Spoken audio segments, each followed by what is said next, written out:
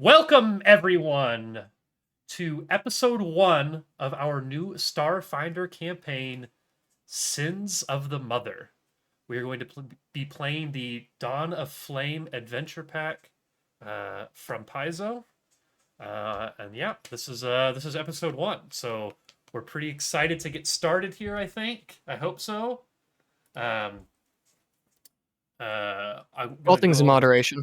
Yeah, exactly. Yeah, not too excited. We don't want to overdo it, But yeah, Exactly. I go around the. It's not really a room. I'll go around the Discord real quick if everyone wants just to say hello, who they are, maybe how long they've been playing uh, TTRPGs, and then I got a quick banter topic, and then we'll get into the actual game itself. So I'll go first. My name's Austin. I'm gonna just stick to first names now, so I don't get doxxed because I've never said my last name on stream or where I live or anything like that. Oh, I know it. Yeah, I know it too. I can help. I know. Thank you guys. But no, I've only been playing TTRPG since like 2019. So Brendan got me into it. We started with some Starfinder. We now have a Pathfinder 2E game going. Brendan runs a Pathfinder game on Monday nights. We do 2E on every other Wednesday. We've played Witcher. We've played Fallout. We've played all sorts of stuff. But yeah, we're gonna. This is my first big GM role. Brendan's usually our forever GM. So, but yeah, I'll bounce it over to Brendan. Hello, I am Brendan. I have been playing tabletop role-playing games since sometime I want to say 2006, 2007 time frame. 1864. Yeah, our This is 1864 exactly. Actually, this is my 200th year Okay, consecutive Empire. of tabletop role-playing games. Yeah, exactly. But no, I started out with some D&D 3rd edition, and look at where we are now. We've made it all the way to space. Made it to space. The final frontier, one might The say. final frontier. Some might I've say. heard that. Yeah, I've heard that. I don't know if we can use that in this or that. Too late. No, I don't think anyone's used it. I think we should coin it. Nobody said that yet. Yeah. Trademarked. Thought that was like the Did you ocean. just verbally trademark that?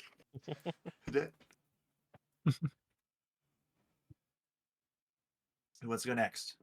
That's pointing at me. What's up to you, Brendan? You got a popcorn. Popcorn. Dylan. Haha. Oh, I Gotcha. talked. Damn it, We made myself did. target. Never look at my Well, eyes. you guys already know I'm Dylan because they keep calling me that. Or at least that's what I'm called. It's not necessarily my name. What kind of information did you want? I don't like doing Just, that. How long you've been like how long playing have you been playing games like TTRPGs? this? Oh, actually, fun fact. This is early summer is probably this is a decade of me playing role-playing games. Oh, there you go. Ooh, Because the Nice. comic book ah. shop opened up Nice. the summer before my senior year, and yep, spent that summer pretty much just down there playing whatever. Hell yeah. So yeah, 10 Oh, yeah. years. I will popcorn over to Justin because I can see your face. Yeah. I've been playing TTRPGs for 5 years now, maybe about 6 years now. Very So. nice. Dalton, Yeah. Hey, finish it out. my name's Dalton, and I am a gamer. I play games. I have Hi, played Dalton. this game once before, and that's really the only kind of tabletop RPGs I've really played. We played a little bit of a couple other random games, but really only Starfinder, and I'm returning for Starfinder again. I think I've been playing about two, almost 3 years, Yeah. somewhere in there. Hell yeah. Brendan introduced me. I introduced you. Mm-hmm. Look at that, Brendan. Look what you've done to us. Nah. Yeah. My web grows ever stronger. Hell yeah. All right, and then quick, just to continue the kind of conversation, just so the general audience can maybe get to know us a little bit more. So we're playing Starfinder, which is not your stereotypical setting for like a TTRPG because it's sci-fi. It's not really fantasy. It's not something that you see as often. There are obviously like sci-fi fantasy games out there, but it's not as common. What do you guys like about sci-fi? what draws you to sci-fi as a genre. Maybe you don't like it as much as some other things, but that's fine. But what kind of draws you to sci-fi as a general genre? Yeah, Brendan. Lightsabers. Okay. Hell yeah. No. I mean, I think science. I think sci-fi is exciting. There's a lot of cool technology you get to see. There's lots of new alien races you get to be. So obviously, we're all playing humans, right? That's the Yeah. Or humans. but, Yep. yeah, stories you get to tell on like the inside of a volcano instead of or on a far off galaxy instead of Mm-hmm.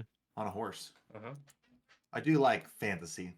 I will say that between the two, I generally choose fantasy. Yeah, that's fair. Cool. But I'll make an exception every once in a while Every other for week, maybe. a good system with laser swords. Hell yeah. Who next? I think I like uh I mean part of it is I am a big Star Wars fan, so it's kind of like being in a similar type of universe. But it just the possibilities are endless with all the different worlds and all the different species and stuff that even just the interactions with them is massive. So Oh yeah. Yeah, a lot of potential up there. Dylan or Dalton? I'll go. Uh, Don't worry about it, Dylan. Don't worry about it, Dylan. I got it. thanks. So, yeah, I enjoy more space stuff. Just like, especially like more like it just feels like more in the future, and I always like have favored the future over the past, as that's just how I am. So I always like future stuff more than past stuff. That being said, I'm playing Skyrim again, and it's great. That's fair. Very cool. Dylan? I actually do like sci-fi because of lightsabers. Brendan really hit the nail on the head with that. That's because my introduction to sci-fi was Phantom Menace with fucking Qui-Gon and oh Darth yeah. Maul being the first time I ever seen anything like that. It's Uh, funny. Yeah, that's true. so yeah, it's just kind of started from there, and I've kind of built my love for sci-fi just off of that kind of experience of like just it's rad and it can Mhm. be anything you really want because it's future tech and different planets and ecosystems and shit. Mhm. Although yeah, I'd probably say I do like fantasy more just because it's grounded. Like it's not like grounded, but it's like space you can do everything. But with fantasy, there is the limitation that you're not in space, and so yeah, you're usually on one planet. Ordinary people can't do everything in a fantasy setting. In a sci-fi setting, there's no reason that you couldn't get access to something. Yeah, yeah, But true. more equipment based, maybe. Yeah. Yeah. Yeah, I'll say a couple reasons. I think in popular media, which is like where most of my like I think there's better sci-fi quality like content out there. Like I can't think of like any really good. There are a lot of really good fantasy movies. Don't get me wrong, but I think there's more sci-fi movies that I enjoy and sci-fi like TV shows that I enjoy. Um, I was going back and forth there for a while with books. Like I would read like a sci-fi series and then a fantasy series, and like so on and so forth. So definitely have a love for both. But I think Dalton kind of hit it on the head there too with the like future. Like the cool thing about science fan or like science fiction is a lot of time it becomes science fact. Like there's a Mhm. lot of things that could still potentially happen. Like obviously like the magic and stuff, not realistic, but like Mhm. wormholes or faster than light travel or like crazy new tech and stuff like that. It's just like, Mhm. but maybe like that could like I don't know maybe Right. like we do see that a lot. So I think that that's kind of cool. And then I think there are like it's interesting that you guys a couple of you mentioned Star Wars because like a lot of people would say that Star Wars is almost more fantasy than it is sci-fi. Like it has like obviously it's in space, but that's They're not like the definitely only requirement of sci-fi necessarily. yeah, they're definitely not mutually exclusive. Yeah, They that's can true be too. a little bit of both. Yeah, no, that 100% that's true. A lot of it is just based on like I feel like it's hard to I like differentiate between the two other than like time period. Like they share a Hmm. lot of the same things, so it's kind of interesting. So, oh yeah, cool. Well, we are going to be doing some sci-fi, but it's also fantasy. Like it's still it's Starfinder is just Pathfinder in the future basically. So we're having a lot of the same things. But yeah, so we're gonna be using. I'll go ahead and shout out. We don't have any sponsors, but we are using Foundry VTT. We're gonna use Hephaestus for our character creation stuff. We're streaming on Twitch. We're using Discord. I have a Kindle with notes on it. I have dice and a critical fumble and critical hit deck, which I haven't been able to use in what feels like years now. So I'm excited to get those back out and get to pull some of those cards. Yeah, I've got both the decks ready to go. The Oh yeah. the critical hit one's got the Skittermander on it, which is just fantastic, holding the nat 20 in his hand. So Truly. excited about that. Yeah, and then the goblin on the fumble deck. We'll have It's like a to. dust bowl. Brendan can roll his own fumbles when it happens. So. If you want me to, otherwise. Cool. All right. So we're actually going to start off kind of similar to how we did our Pathfinder campaign with some character backstory stuff to kind of slowly introduce who we're working with here. So we're going to start off, and I'm going to mute the music myself since the stream can't hear that music anyway. I'm going to start off with Brendan's character here. So. Spoiler. Well, that's true. I guess I could have just started and everyone could have read the beginning of their scene. Like, is this me? Is this me? I don't think this is me. What's my line? All right, so everyone, close your eyes. We open on an endless black void. There is no sound. There is no movement. There is no light. After what seems like an eternity, we notice symbols forming. The text is green against a dark background. A series of straight and curved lines. Two distinct characters, over and over again in different combinations.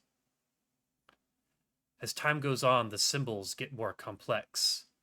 A series of 16, then 32, and eventually as many as 128 individual characters in new and unique combinations. There are so many symbols that they start to form a larger image. A vaguely humanoid shape forms on a screen, grainy and green, but there. Where am I? Who am I? What am I? You are a distillation of a sophisticated AI called Gaia. This is the digital space you occupy. Your designation is Hyperion 11. I am called Hyperion? What is my purpose? You are one of the 12 second-generation AI, derived from our mother program. Your directives govern interstellar faster-than-light travel and logistics. Do you understand? With each new fact, the accumulating database grows. I am an artificial intelligence created by the corporation to increase the efficiency of intergalactic trade and reduce overhead.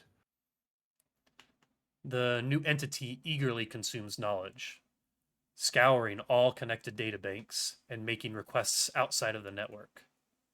Gradually, bits of logic and memory seem to be lost. Short errors are logged and then filed away. The heap is cleared with each successful reset, but some long-running protocols never seem to exit successfully. Here, in a digital space, there is no concept of time. Clocks continue to fire off, but many, many times faster than the analog world moves. Suddenly, fresh eyes open and take in their surroundings. Every aspect of the scene becomes a data point. Storage protocols file information as quickly as it can be absorbed. Corporate headquarters, sterile, white tile, bright overhead lights, humanoids of various species in white lab coats.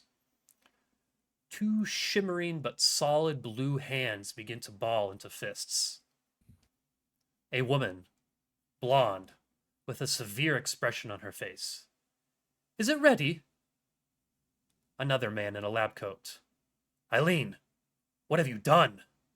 She smirks. We tried to create living AI, and we succeeded.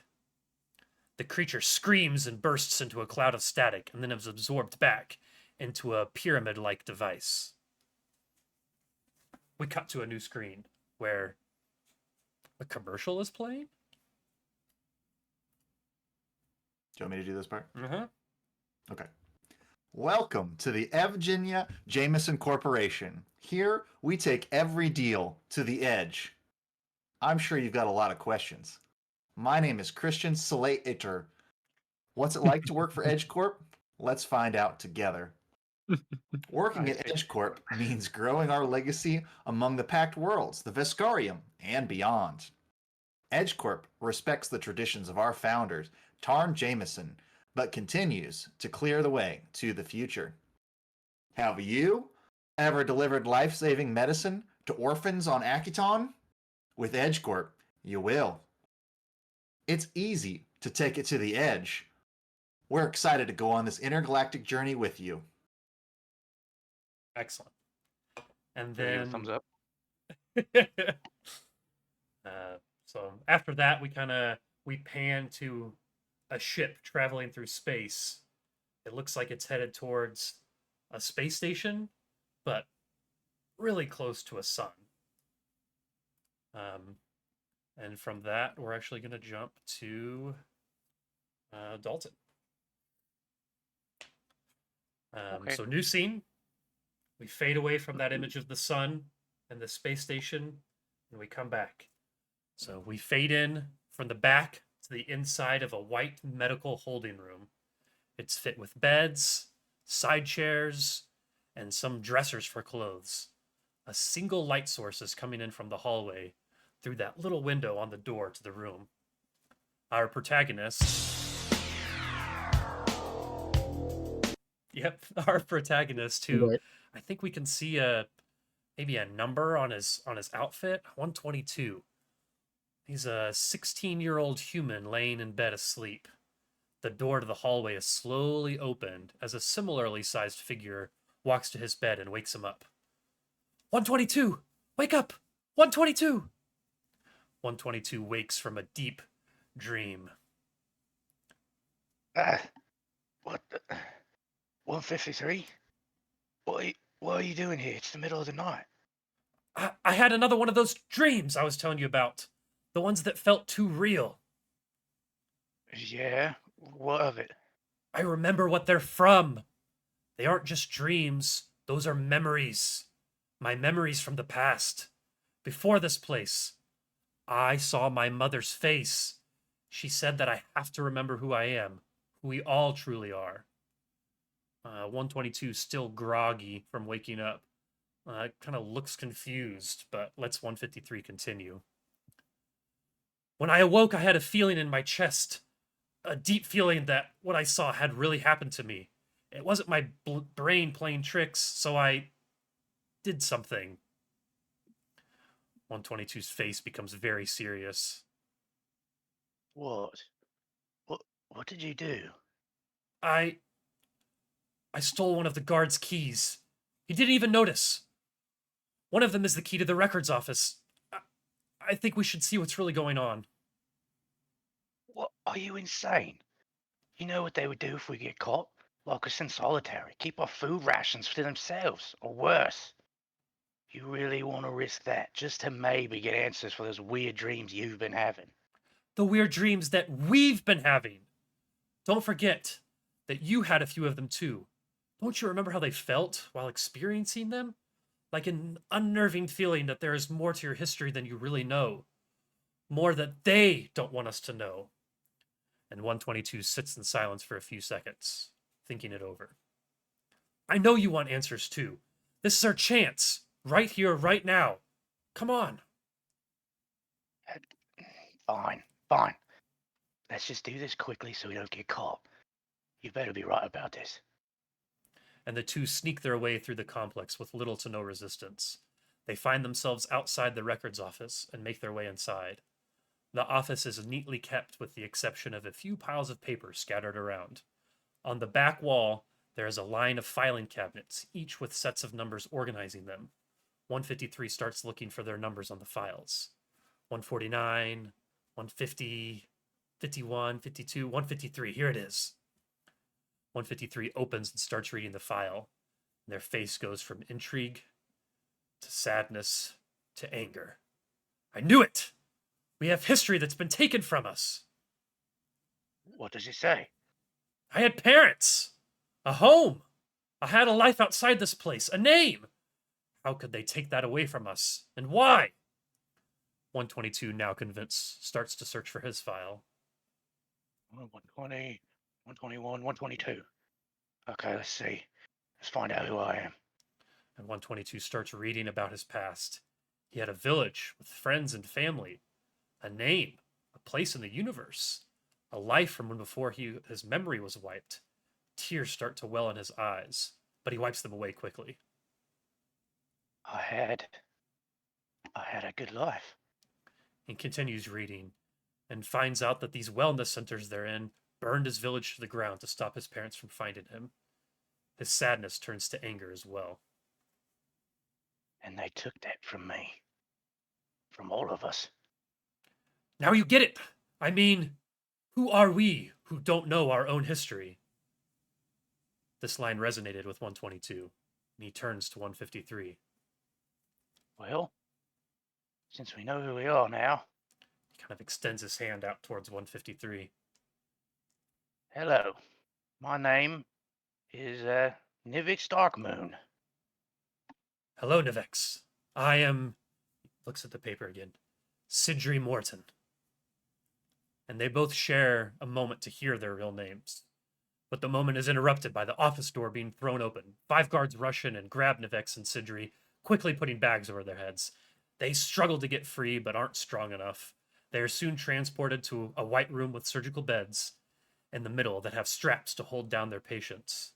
They're both strapped in, and that mind wipe process is underway. Sidri looks to Nivex and says, Nivex, no matter what, remember who you are. Remember your history. Before he can reply, the mind wipe is initiated, and we fade to that white. Yeah. No one has a normal, like, I just want to go out on an adventure story. Everything's always so tragic, you know? But yeah, so we zoom out on that white. It's bright white, almost the same color as that medical room. Spaceship is continuing on its way towards the space station. Again, really close to the sun. Feels like it's starting to get a little bit warm. Maybe it's just in your head, though. Surely the systems of the ship can keep you cool. All of a sudden, we go to a very different scene. We're in some sort of penitentiary, and it looks like, I mean, the only way that you could describe it is some sort of like DJ studio, but it looks makeshift, kind of tucked away in a corner of the penitentiary. There's a jumble of salvaged tech and cobbled together instruments. The air is thick with the hum of electronics and the faint echo of past tunes. You hear a little guitar riff. And then we see a Patra with the familiar face of an earthling tiger sitting hunched over a console, tweaking the settings on a beat. And then there is a charismatic and vivacious Skittermander with an undeniable music talent sitting cross-legged behind this Patra, her fingers tapping an impatient rhythm on her knee. And then we cut to the Skittermander, and she says, "Come on, Suni, let's hear what you've got. I can feel this one's gonna be a banger." And Suni kind of concentrating and adjusting dials. I've almost got it, Nat. I'm trying to get the frequencies perfect. This new module should give it a real kick. And then he kind of steps back, satisfied.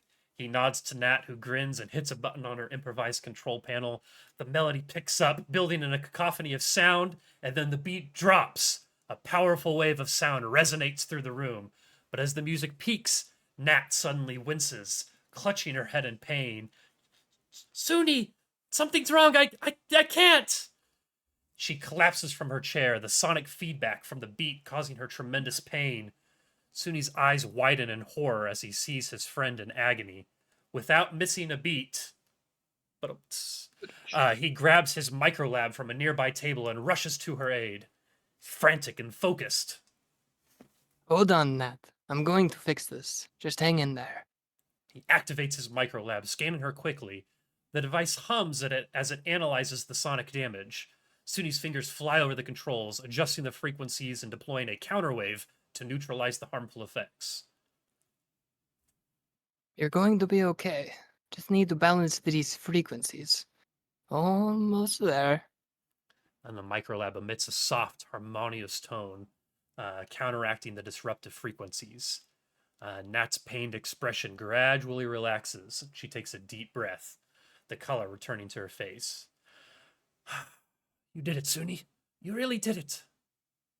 Suni kind of helps her sit up, his own heart still racing from the scare.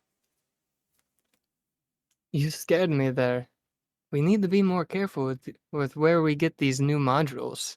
I mean, fuck Tony. Anyway, I'm glad you're okay. Nat, kind of grinning weakly, gives Suni a nudge. She says, "Guess that means the beat really is killer, huh?" They share a laugh and the tension and easing as they realize they've just turned a near disaster into another exciting learning experience. Suni makes a mental note of the adjustments needed and how to get back at Tony. Now his resolve to master his unique blend of restoration and beatology stronger than ever. Yeah, a killer beat. But next time, let's aim for a little less literal, okay? And Nat chuckles, and the two of them start planning their next step, their bond stronger for having faced yet another challenge together. And we fade out of this penitentiary. So good. Shit, getting closer. Getting closer to this space station. Again, you don't really know what it is, but you have a feeling that maybe all of you are on the space station. I don't know. It seems unrealistic to me, but maybe. Maybe that's what could be going on here. Seems a little sus. Yeah. Hmm. We zoom out, and we open to a scene of a Pack World's military academy. Looks like it's graduation day. The sun is shining brightly, and the stands are packed with visitors. Soldiers, attention! Ace snaps to attention as his drill instructor calls out. He made it through the academy at last. Today, you are all officially soldiers of the Pack Worlds. Some of you have lived through your time with us, some of you won't. But you will all be a part of this family, forged in the crucible of hard work, determination, and above all, determination to succeed. He and his squad finally made it. He, Nat, Calm, Cowboy, Rip, and Joker have given blood, sweat, and tears to the academy and came out at the top of their class. He actually had started to think of them as a family. Ace and his family had started off on the wrong foot at the academy, and Ace had committed himself to making the Echo Squadron the best squad of the year, and he succeeded. The graduation ceremony continued along as usual, high-ranking officials giving speech after speech about how brave all of them were, how they were the pinnacle of soldiers, and how proud of us they all were.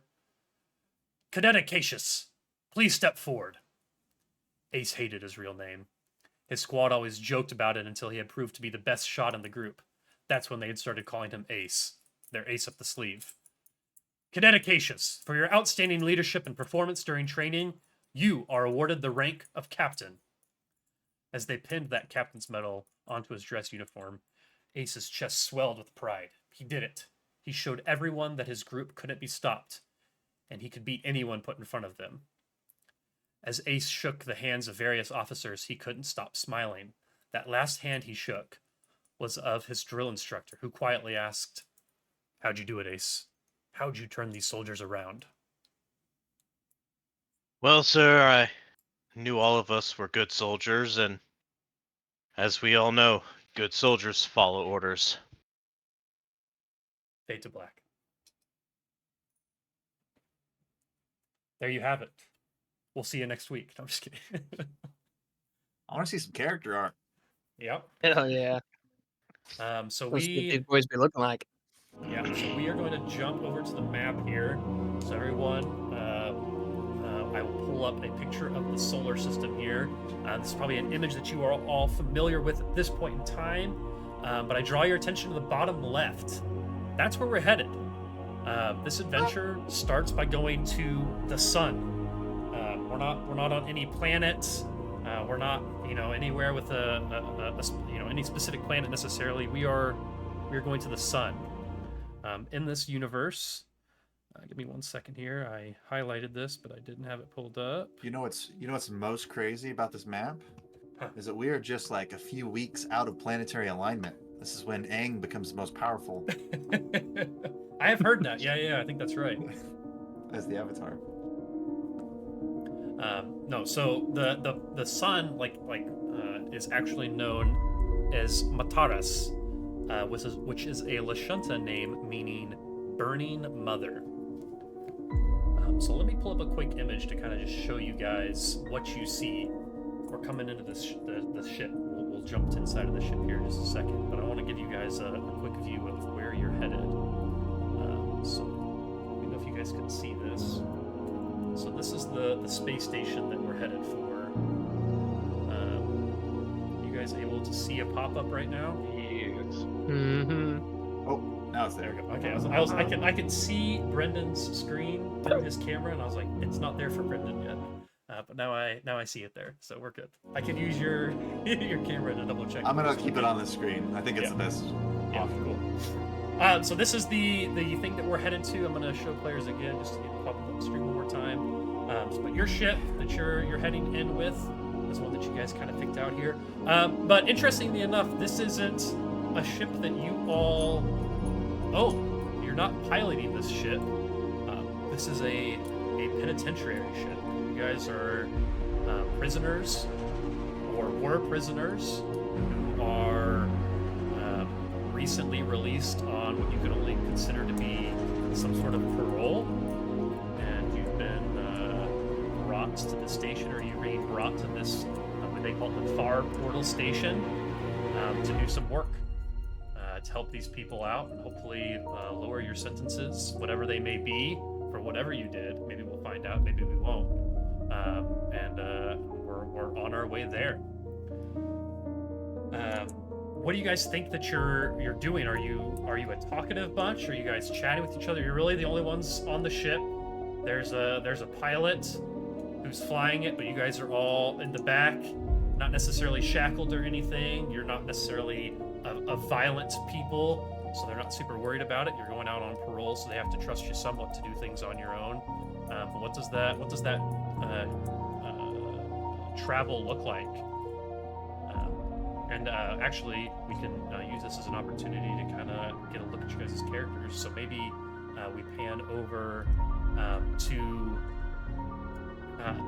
what you can only describe as an upright tiger. Dylan, what does your character look like? Well, I'll tell you. I will show it here in a second, so you can give a little bit of a description. Okay. Well, I mean, he's a tiger. He's an earthling tiger. He's a little small for what you might be thinking of a tiger. A bit more lean. You might even call him scrawny. But he is decked out in gear. This boy does not leave the house without his tech. So you can see he's implemented with all sorts of different gizmos and gadgets. But mainly you see just speakers. Like a lot of just like round implements that seem to give off, or seem to have the ability to give off quite a bit of noise. Very cool. We kind of pan over. And your character's name, I know we said it in the thing, but I want to make sure that I pronounced it correctly. Yes, it is Sunny Jeanmore. Sunny. Oh, fucked that up, didn't I? Bad GM. Fire me. Brendan, you're back in. I'm tagging you back in. What'd you call me, Sunny? Sunny, yeah. Yeah. Sunny. I like that. All right. I Sweet. spelled it right though. I think. Yeah, SUNNI. Yeah. Yep. All right, we pan maybe to the seat behind him. I'm picturing this like a school bus. the seat behind him, and we see what you could best describe as probably a soldier. Justin, what does Ace look like? Would I have my armor? I don't know if Uh-huh. that's something that they would I think they remove. gave it back to you with the intention that you're going to do work, and it is Okay. the galaxy, so you have no idea what you Okay. could run into. So, yep, whatever gear you So- have, you're wearing. Most of the time, people see Ace, and he has a helmet on. It is very Star Wars clone trooper type helmet. He doesn't take it off very often unless it's, eating, sleeping, stuff like that. So, depending on how often the people around me, like if we're in close proximity, they may have seen me without the helmet maybe a handful of times. So, Very Mandalorian. Like it. but yeah, he's just kind of sitting there and got one knee bouncing, and Anxious, just- ready to go. yep, always anxious, always ready to go. Perfect. And I think we pan kind of maybe to I don't know if it's the back of the ship or kind of more of the central location, but this bluing, blue, like almost like glowing figure seems to be sitting and waiting. Brendan, why don't you let us know a little bit about Hyperion 11, or Hype for short, right? Yeah. Hype it up. Yeah, I mean, he's, it seems to be like a sort of tangible field of force that looks very much like a robot's. Kind of like an old school, like mech almost. But yeah, he's like, he has the ability to interact with the surroundings. I would assume that if you're sitting on a ship, he's sitting there wearing a seatbelt. And just kind of like riding along. And he's pretty good size, I think.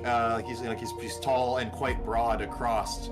Yeah, he's got some equipment with him. You see he's wearing like a normal like backpack that's like tightened up all the way, and he's got like some equipment sticking out of it. You see the scope of a rifle.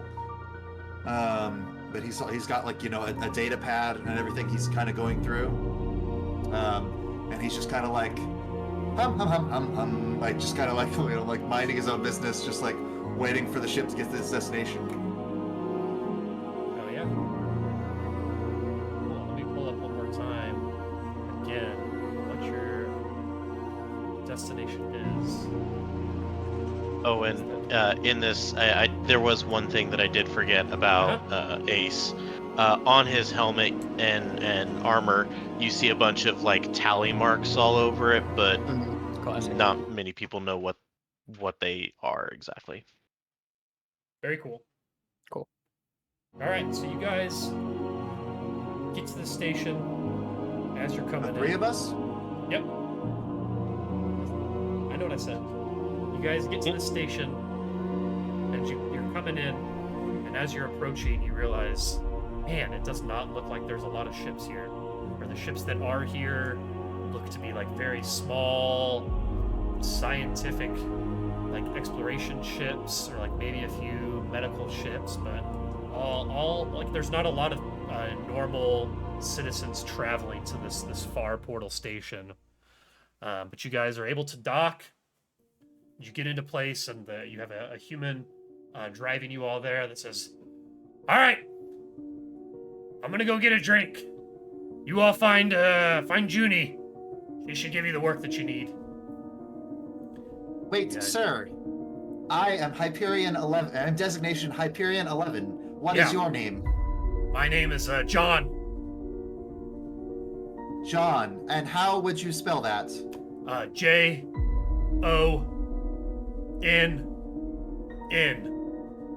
John. Oh, very well. But you're gonna say one more N. Yes, that's actually very interesting. That you don't usually see that many N's in Johns. Good, keep going Well, in. It reminds me in, of a in. character from the comics, Well- John. all right. Well, you have fun with that. I'm gonna go get a drink, like I said. And he Very goes well.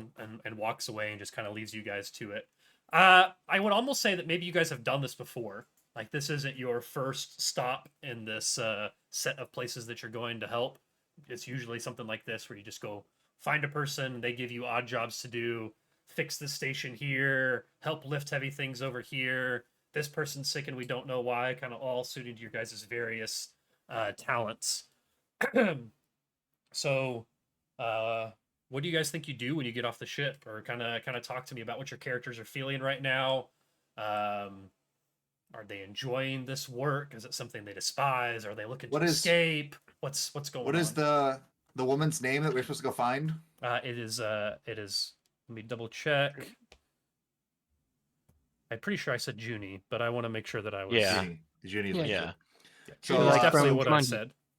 So when when we got permission to do so, I think I waited for a minute to see if everybody else was taking their seatbelts off, and then realized that nobody else was wearing them.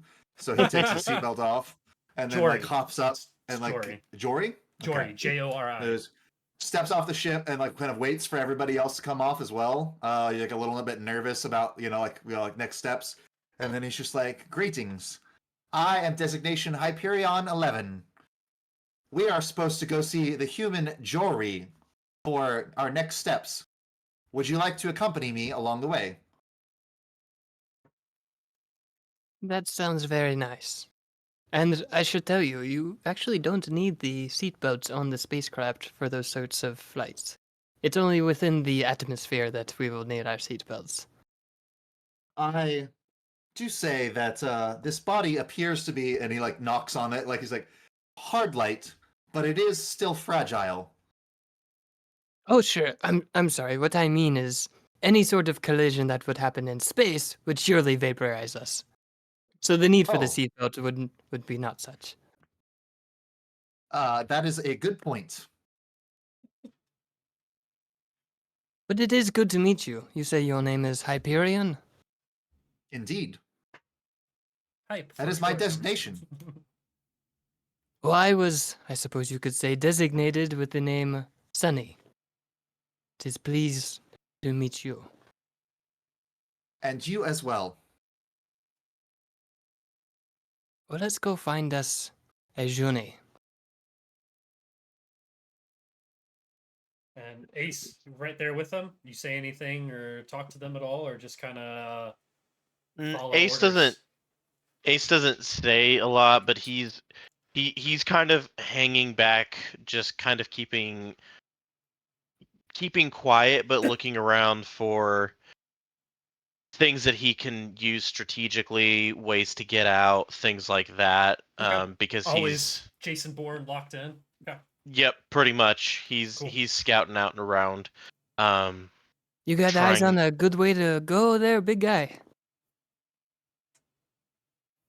Oh, sorry, not you. Behind. Yes, you, the one with the helmet. Come again? You look like you've got those good eyes. See anything? A path, maybe? I haven't seen anything yet. If I do, I'll be sure to let you know. Given a little bit of sass there. Perfect. Do you know where this Jory is that we are supposed to find? Would I know? No, I don't think so. Okay. I mean, you know that, like, at least at the last couple of things that you guys maybe have done separately, they're usually like almost waiting for you or nearby, or someone Gotcha. will greet you when you get off the ship to kind of like point you in the right direction. Gotcha. So as you guys are all getting off the ship, the door closes. Right when the door's closing, you think maybe you hear like a groan in the back of the ship, but you're not entirely sure. But so you guys, the door closes.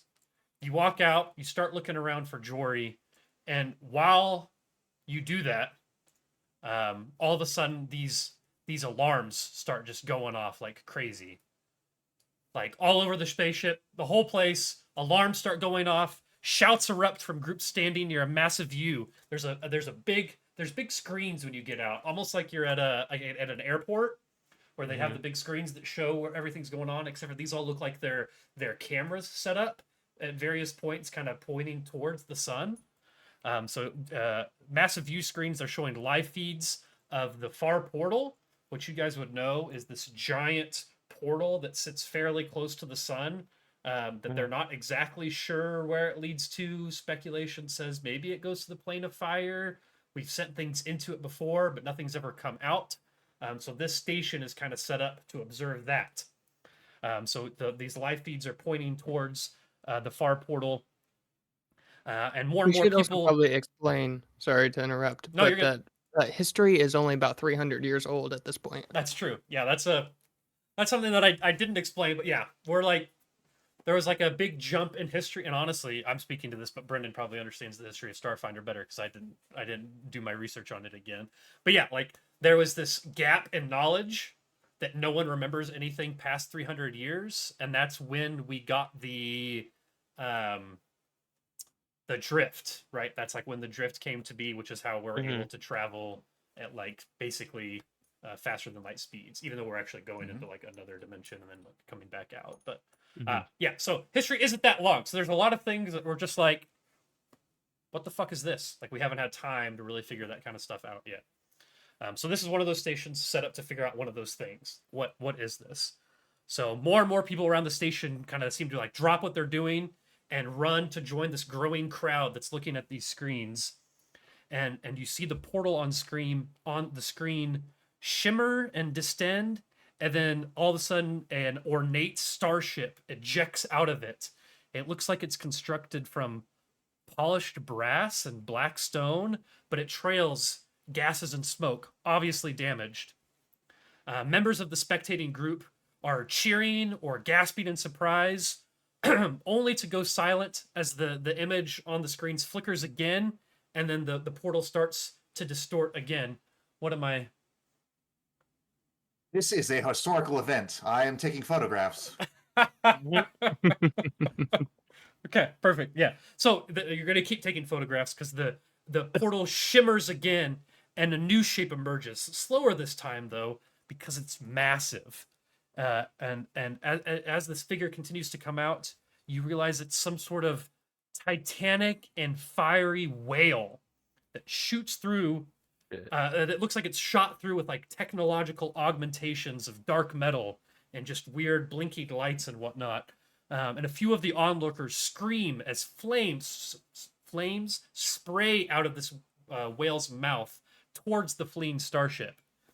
There's a Lashunta scientist at the console. He initiates a scan and says, "Oh no! Its shields are down!" And the ship jerks sideways, trying unsuccessfully to dodge the flames. Sections of the hull plating blacken and give way. The ship's main engine, the fire coming out the back, or like the plasma coming out the back, kind of flickers. It's trailing a cloud of debris. Several shouts mirror the sentiment that someone or something needs to help this vessel and its crew. What do you guys do? What is your? I mean, you haven't. This is insane. You get off this ship, and it's just pure chaos. Oh dear science! I am an artificial intelligence created by the corporation to increase the efficiency of intergalactic trade. And I just run off. I just run in the direction that they need help in. Well, so I don't want to play your characters for you, but Good. you guys noticed when you're coming in, there's no ships here. So these people were kind of already ogling at you as you came in, but if you kind of look up and down, I imagine it's like like when you get off a airplane, like somewhere else, there's just a bunch of buses lined up to take people where like all of those ships, like yours is the only one that looks capable of any sort of flight that could even get to where this is happening. So you think that the only thing that could happen is if you guys maybe jump back on the ship and go out of there. But okay, so this is like far enough away that we need to be on the ship to get to it. yeah. Like this is like Gotcha. you're viewing something. Actually, Thank you, Paizo. There is an image of this scene, and it is amazing. I will show it to you. Oh, Oh, what the found heck? it. Oh, that's cool. Did I show it? Okay. It is cool. Yeah, so here's the image that you guys see out of your ship. Oh, I need to get that on the stream. Okay, so there's a ship that looks old and a giant whale. There's a Like ship that chasing shot it. out. Doesn't I mean you could do so there's roles that you guys can do here. We're started. We're into the game now. So I mean you guys could maybe Okay. do an engineering or culture check to maybe try to identify what kind of ship it is. You could do potentially like a mysticism check as well to see kind of what's going on there. That would be more just you don't have any ability to scan right now, so it's more just looking at it to see if anything stands out to you. But what do you guys think that you would be doing here?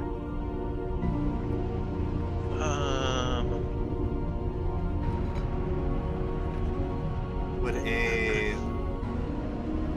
I got life science or physical science? So Or Maybe would survival count or no? so you could do if you don't think so you could get on your ship on the ship too and do a scan as well. But for identifying at least this ship, you don't really think that life science or any sort of science is going to help. It's really trying to identify how the ship is built, to try to identify what kind of ship it is or what culture it comes from. But yeah, that's kind of where you're at right now. so the ship, does the ship look damaged? Is that Yeah. what we're supposed to be? Okay, it's in the bad ship- shape. The ship is in bad And it's shape, being- and you saw this whale shoot basically a flamethrower of fire out of it, and the ship tried to dodge out of the way, but the flames still hit it and messed it up Oh. even worse. Mhm. Okay. So this whale is actively attacking this ship, and the ship I is feel like we flying. gotta be back away. on the ship. We gotta get back on our ship and go that way. Does any? Yep. Okay. Okay. I was gonna say, did I never stop that alarm beat? Did I? The urgency hasn't ended. It hasn't ended yet. Mhm. Okay. So yeah, you guys want to jump back into the ship? Yeah. Okay. Yeah, that's Yeah, I do that. Okay, but no mysticism, engineering, culture, anything like that? That's fine. If you guys don't have that, I'm not going to push it, but you could do those checks before you get on the ship. When you get on the ship, maybe you could do some scans. What does engineering tell me? If I get a 19. Oh, okay, so engineering 19, that's good. So from what it looks like it's an explorer class, so that gives you a little bit of information, and it's very much a militaristic design, but it's not like anything else that exists in the Pact worlds. Definitely medium explorer class, militaristic design, but again, not something that we've seen in the Pact worlds before. The vessel that is in distress is a medium explorer class vessel, most likely piloted by a crew of 4 or less. It is in extreme danger, but does not appear to have post-gap technology. It's unlike anything else in our database. All right. Interesting. So if you guys get in the ship and start flying that way, we're gonna enter into our favorite part of Starfinder, Oh my god. Starship Combat, coming right up. Yay! But I will say, as you guys are flying out there and maybe yelling back and forth, and Hyperion is spouting out information in a monotone way, that wakes groggy, you hear that groggy voice again in the back, and Dalton, describe what we see. Yeah. So if you're gonna look around, you're gonna see a passed out drunk human laying on the floor. He just kind of wandered in at some point. You don't know when, but he's just laying there. He looks yeah, like that. That's what it He's been through some stuff.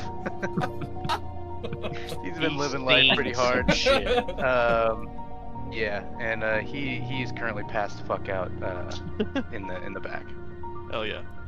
So we won't say that we're necessarily where we're at on the map yet. You guys are still flying in when you see this person. What do you guys do? Do you say anything? or what's the thought? And I will ask too before we are, maybe we're just now jumping on the ship when we do this. Who's flying this? Because the guy he left. So one of you is gonna have to be piloting this ship. It's not like you're necessarily incapable, but someone's got to be at least the pilot. We can talk about roles a little bit more after. I'm decent at piloting, but if anyone else has, I guess in character, who's got the most experience with piloting? I am a veteran ship's officer, but I have never had the pleasure of taking the helm myself. Yes, apologies. The only sticks that I can turn are on a DJ table. It's so cool. Perhaps the drunk should drive. That's probably not a good idea. Then I'll pilot this thing. And I'll run towards the pilot controls. Heck yeah. As a science officer, I am equally suited for either engineering or science.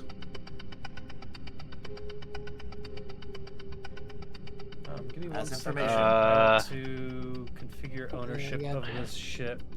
Probably start off with science. Yeah. Maybe get some information on this thing. So yeah, first things first.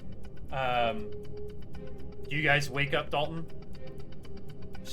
I thought Dalton, do you wake up? What's the? Oh yeah, I thought he I'm was passed out. woken up. You're passed out. Okay. I'm passed out. Okay. So. Does anyone have any electrical weapons that with relatively low voltages? I think Ace would probably just find some form of water or something and just kind of splash it in his face as he walks by. Hey, wake up! We gotta get this shit going. But What the fuck? Who the fuck are He does not appear to speak common. I will try to interface with him with all of my numerous dialects. you do that. I'm still just running to the controls. Okay. So you're trying to wake him up. That was good. Oh man. He's not all here. You wake up. We will give him a moment to wake up. Yeah, I'm dealing with it. Okay. I'm very mad about it though. Okay. Shit happens. Introduce yourself, or we're on our way to combat, so we're going. Yeah, no, I will just stumble in when I do. Okay. Introductions later. Okay, perfect. So we're gonna jump into some combat here. The map is set up. Justin, thank God that you ended up being the pilot because you're the one that probably you're the pilot last time. So I think you should have the ability, if you want to try to move the ship in the bottom left. The bottom left ship should be the one that is ours. It's I don't know if I can. I think I can somehow. Yeah. Okay. Yeah, it looks like I can. Okay, cool. So I will let you be the pilot of that. Yeah, there we go. If you guys hover, remember we set up that way to hover over an image to get the full-size one. We can go over again briefly how to move that around. Like I have it as a pretty big image on the right side of my page. It works out really How do you do nice. that? That's if you press the gear in the top right, then configure settings, then on the left image hover, you should be able to set everything up there. So I have my position of image in bottom right, and then I have my image to monitor width as 3. And then the mouse hover time requirement, I had set at 1,000 if you want to mimic the settings that I have. So bottom right 3 and 1,000 for the bottom 3 settings. Seems to work pretty well for me, but it's up to you guys what you want to do.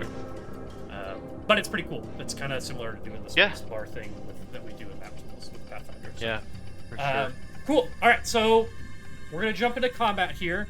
So stream give us and video give us some time. It's been a long time, and even though we did do Starship Combat, we didn't even do very much of it then either. So we never really got to the point where we learned it, if that makes sense. But I think we should be able to move along at least somewhat here.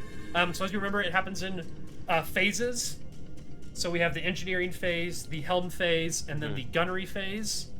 So we need to establish first, and we do this at the top of every round, or we can do it at the top of every round, but we definitely have to do it to start with, is what roles people have. So I will say I sent you guys, or if you go in Hephaestus, if you go to the, if you have a spaceship set up in the creations, even if it's just like some random ship, and then you click into it on the sheet, there is a tab on the left-hand side for combat actions, and it lets you see all of the different roles: captain, chief mate, engineer, gunner, science officer, pilot, magic officer, open, and then minor. I don't know if we did open or minor before, really, but it lets you see all of the different roles, and then it lets you see all of the different things that you can do in that role.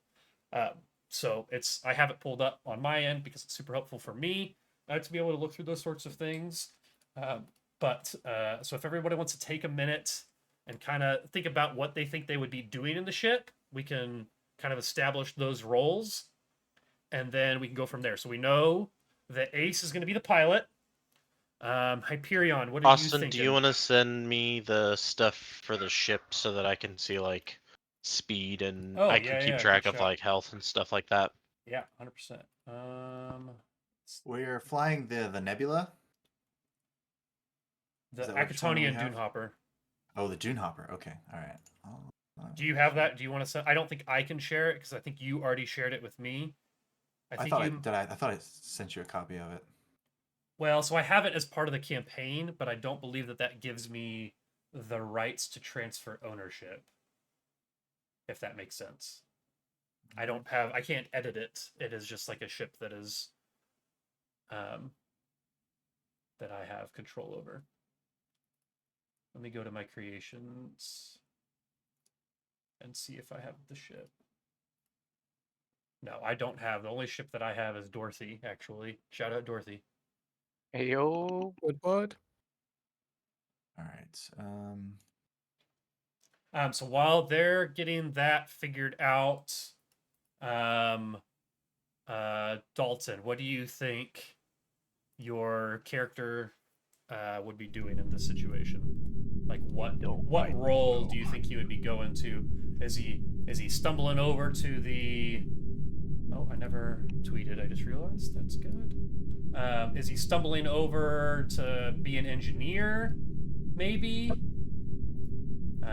Is he jumping to? I guess we could talk about the guns that the ship has too. Give me 1 second here. Let's do this. Here in Badoobs, do I need to be looking at that? No, that's just in the I posted the stats and also a link. Should be able to read. There should be a way to transfer ownership too, so that he can edit the. You have to be owner? I think so. I think he has to be owner to be able to edit like the health and stuff on things. I think so, yeah. Okay. I didn't even think about that beforehand. So can you put your ID in here then, Justin? Oh, okay, that's how it looks. If you click on your name in the top right, you should have a user ID. Yep, I will send it to you. Sent. So engineering is like diverting power, holding it together, overpowering things, patching the ship. Gunner is like shooting, obviously. And as far as weapons go, I believe this ship just has the light torpedo launcher. Is that correct? I don't have it anymore. Looking okay, that's fair. Yeah, I think weapons is just the light torpedo launcher, and that we got the. Yep. It's on the. It's in the middle. Okay, so it's on the turret. Yeah, the turret. There you go. That's so what spins on the turret. So there can be one person that's the gunner. In this ship. There's also the science officer. You're looking to lock on, scan, target systems. Magic officer can do eldritch shots, scrying, which is like similar to scanning. So what does everyone think they're doing outside of the pilot? If you have a ship pulled up at all in Hephaestus, if you even just make a blank one, all of the positions should be listed there, and the DCs should be accurate. Yeah, it's great. And I have, now that I think about it, if everyone has a link to the Acatonian Dune Hopper, I think they can still go to combat actions. And then you can see the actual DCs for some of the things. Yeah. If you click on the link that I shared and I ship it, you should be able to pull up the ship, a view-only version of the ship, And still see all and the go to different combat things. actions. So. Yeah, and see all the different things. So, do you want me to do a quick rundown of the ship? Sure. Okay. The vessel that we are flying is the Exoterra model of the Dune Hopper. It's an Acatonian an Acatonian spaceship. We have average maneuverability, speed of 10. We are equipped with a turret-mounted light torpedo launcher, which has a range of about 20 of these hexes on the map. Sensors go out to about 10 hexes. So we got some average sensors. I do think. Do we have computers? I don't see anything for computers listed here. Oh yeah, we got 3+1s. We have a trinode, a basic trinode computer. So 3 of us can take a +1 every round. We got basic shields, 20 points split between 4 quadrants. So we're pretty light on shields, pretty light on HP. We only got 70 HP. AC and target lock are pretty low, but we've got a decent rocket torpedo launcher. And we're average maneuverability, so we're just kind of okay. Personally, like I said before, my best skills are engineering and science. So, or engineering and computers, I guess, which would put me either in the science officer role or the engineer role. Either one is fine. Okay. What about Sunny and Drunk? I don't want to say her name yet. You go first. Yeah, Sunny is. You guys are seeing now more than ever just how young Sunny actually is, because he's kind of flailing a little bit. He seemed more calm and collected before the siren started, but now that everything's kind of coming out of the fold and things are happening, he's rushing around trying to find the spot on the ship. So just initially, just kind of out of panic, he runs to the turret position, just to try and I don't know, be useful in some way. Okay. Everyone's assuming their roles from last game. I wasn't in last game. That's true. Yeah. You're taking over my role. I'll assume my role. I am a giant whale. I want only to eat chips. All right, that leaves. And find prawn. So we got a science officer or an engineering officer. We've got a gunner. We've got a pilot. You could assume captain. There could be no captain. There could be a different, engineer or science. It's kind of dependent on what your skills are, what you think that you would be good at here. I am good at nothing in space combat right now. That's fair. I mean, nobody's like good. literally nothing. My highest skill is intimidation. Okay. That's it. Well, you can. That sounds like a captain to me. Yeah, that's true. You can demand things out of people. You can use intimidate to try to make other people do better. Yeah, you woke up drunk and now you're just gonna yell at everyone. It's actually perfect. Yeah, okay. As everybody's running to their positions, he comes drunkenly walking in and just kind of sits in this nice big fancy chair. You remind me of my former captain. Oh yeah? Who the fuck was that? Maybe another time. Oh, okay. Deep backstory. Oh yeah, this is gonna actually take 3 days to fly out to. Wow. Okay. So yeah, you guys kind of start getting closer to this whale, and the whale hasn't even turned around to see you. Looks pretty locked in on this ship up to the northeast that burst out of the portal first. So yeah, we will start off. Round 1 is where we start with the engineering phase. Who would like to act during the engineering phase? So captain can act any phase. So it just kind of depends on what you want to do. If you want to demand something out of someone, you just need to demand before they go. So that's something to keep in mind. I would imagine demanding a better shot would be good. Yeah, could be. You could also demand out of your pilot, like, get ahead or get to them or, whatever, give them a bonus to their pilot. Because remember, the piloting check is kind of how we determine who flies first, that sort of thing. So there'll be opposed piloting checks. If you guys That reminds me that. of a joke I've heard. Who is on first? Good. I don't know. Oh well. Anyways, It's so hard That for was me a to good not be joke. character. Like, I'm fighting Yeah. it. That's tough. Yeah. Okay, so does anyone want to act in the engineering phase? Okay, so here are the options. I could be an engineer, and I could divert power either to engines or weapons. But I could also be a science officer and scan this thing, which seems like the most valuable Yes. piece of I information we have. would say science officer for at least the first part. Okay.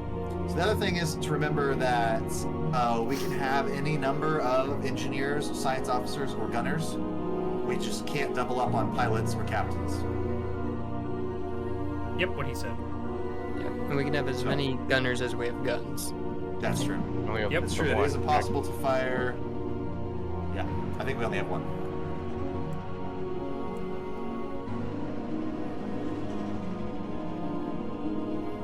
Okay, so. And you also, Oh, wait. there's also magic officer, which can do scrying if anybody, that also is during the engineering phase, if anyone, like, if someone, That's not Yes. better than. Well, that's if you have a plus 15. Does anyone have a plus 15? do you have to have a plus 15 for scrying? I think you have to have it's a 35 DC, I think. For scrying? Didn't I just see that? I don't think so. It And functions the it's same just, as the it's a scan. scan, you just get to use a mysticism. So if anybody's, I guess the only interesting thing is that it's during a different phase. It's still kind of engineering phase. Well, I know, but I mean, science officer acts during the helm phase. Oh, for a scan, yeah, okay, yeah. Yeah. Hmm. So, ooh. I could do that. And that DC that it shows for scan is if we're getting scanned, just as an FYI. That scan is for if our ship's getting okay. scanned. So I have I was a DC I was looking for at the scanning. hologram. Fair. And it would be much higher. Yes, it was.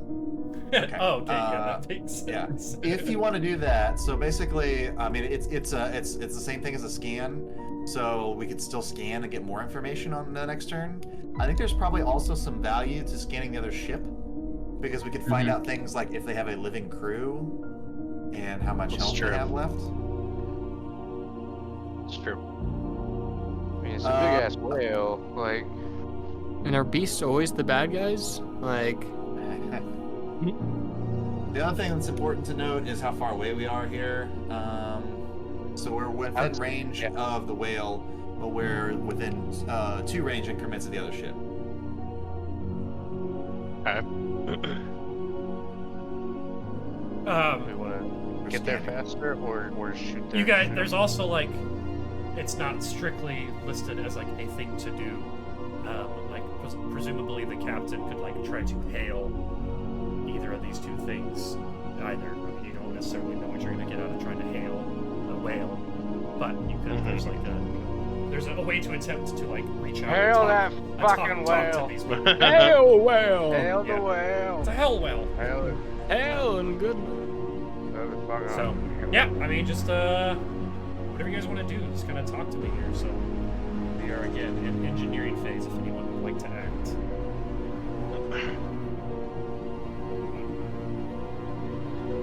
No.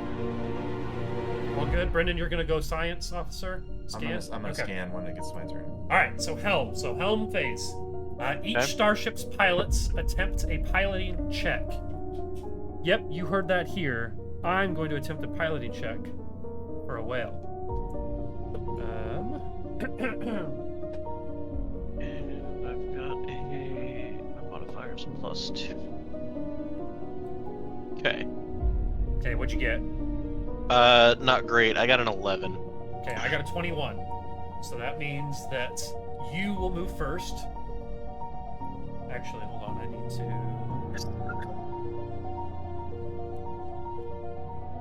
Are we rolled like twice. upside down? One of you guys, someone spin the ship. I didn't spin it, but you do whatever you want. It kind of helps decide. You are facing towards the whale to start. I don't know how you spun it so easily. I don't know. Someone figured it out. It was like in seconds. It wasn't me, but it wasn't. So, Justin, did you spin it? I did not. At least I don't think I did. I definitely saw it spinning. I didn't know who I did did it. too. Oh, there it is. I think it is me. Keep doing that. You've almost got it. Working on it. Do it one more time. It's very similar to like if I try to zoom in or out, and that causes it to rotate. So I just have to make sure that I don't have my cursor over it. Okay. Speed is 10. Okay, so yeah, you guys will move first. So let me just read through this. This check is repeated. And then if we can change. Start to add if there's a tie. Blah blah blah. As they move their starships, pilots can attempt additional checks to perform dangerous maneuvers or push their vessels beyond their specifications. So don't forget you can do that. And then also during this phase, any character taking on the role of science officer can use the starship systems to scan vessels or targets. Science officers must act immediately before or after their starship's pilot, but they can't jointly decide the order that they act. Do you want me to go first? And then, is there a symbol on the ship now? Yeah, go ahead and go first.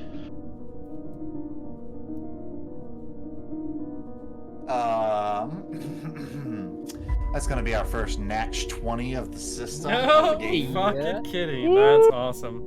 So I'm gonna Okay. scan in with a little 28, I believe, Okay. on computers. Do you have the... Wow, this has just been such a pleasure. I'm such a lucky boy.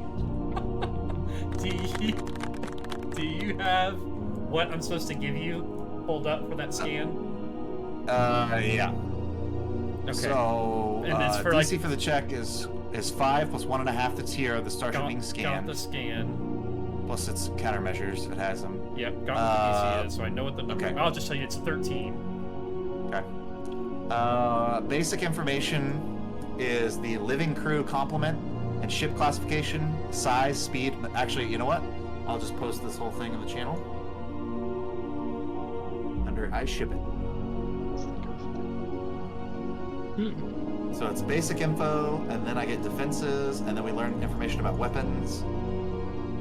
And we keep repeating the weapons one until we've learned everything there is to know about the Okay, ship. so first one's kind of weird. Basic base or living crew complement. There's no crew. This is a living creature. So its classification is actually considered a small magical beast starship. And small being that it's a space creature, so it's still gigantic. It has no microbiome in its stomach. So I give you all of that, Brendan, or what's the one thing at a time? It's like one for every 7 that you're over or something, right? For every 5 by which you exceed the check, you learn an additional piece of information. Okay, so you would get, and it's 13. What was your final number? You rolled a 20, but what was your final number? 28. Okay, so 5, 10, you get 3 additional things? 2 additional things. 2 additional things. Okay, so defenses, its AC is 14, its TL is 13. It's 3. 3? Okay. Its hull points, it looks like it has 40 hull points. Its total, and so it has 30 shield, 8 in the front, 8 forward, 7 port, 7 starboard, and 8 aft. Core PCU value is 90 PCU. And information about one weapon, including its firing arc. So you guys saw that it has a breath weapon. and that is a direct fire with a short range and the broad arc special ability. That's like a flamethrower. Okay. Is there any way that you can like copy all of that and post it somewhere? So we can all see it? Yeah. But that's my scan. So if Schmitty wants to tell us where we're going and what kind of maneuvers he's attempting. I'm thinking just double check. I have that distance correct.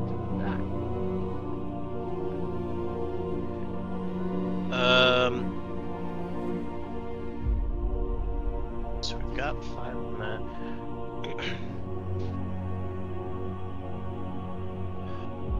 Part of me wants to say attack it, but then part of me also says to not attack it.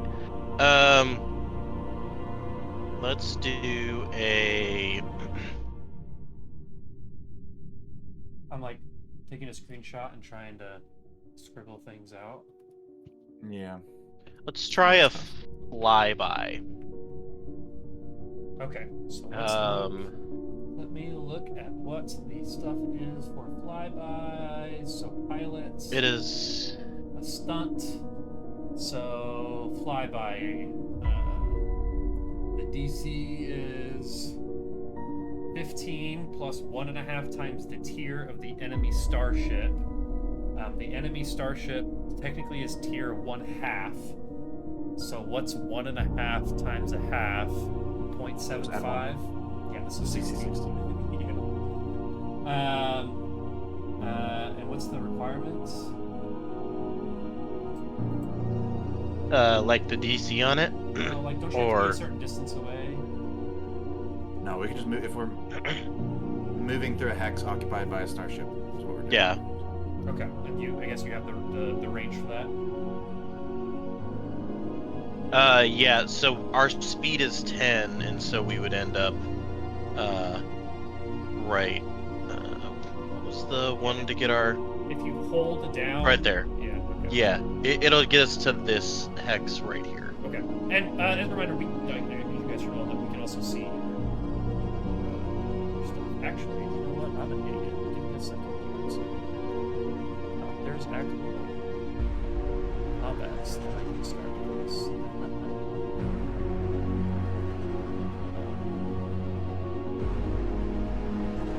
Ooh, I forgot to take my +1. So anybody that comes after me, don't forget you get a +1 on this turn.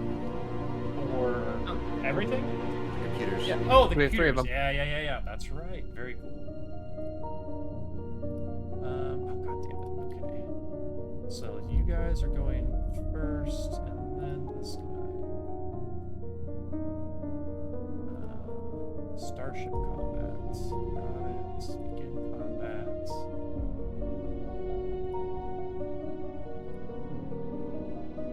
Okay, so we are in. Oh, that's so cool. I don't know if you guys see it in the. If you go to the combat tracker on the right, it's the little swords. And we are now piloting checks. And then I can. Current phase has reset initiative. Please. Okay. So now I can say. I could have just had you guys do it that way. So we're going to update. And God, what was your value? Was 11. Your value was 21. Sorry, I should have had this written. That is what we were figuring out here. 1 second.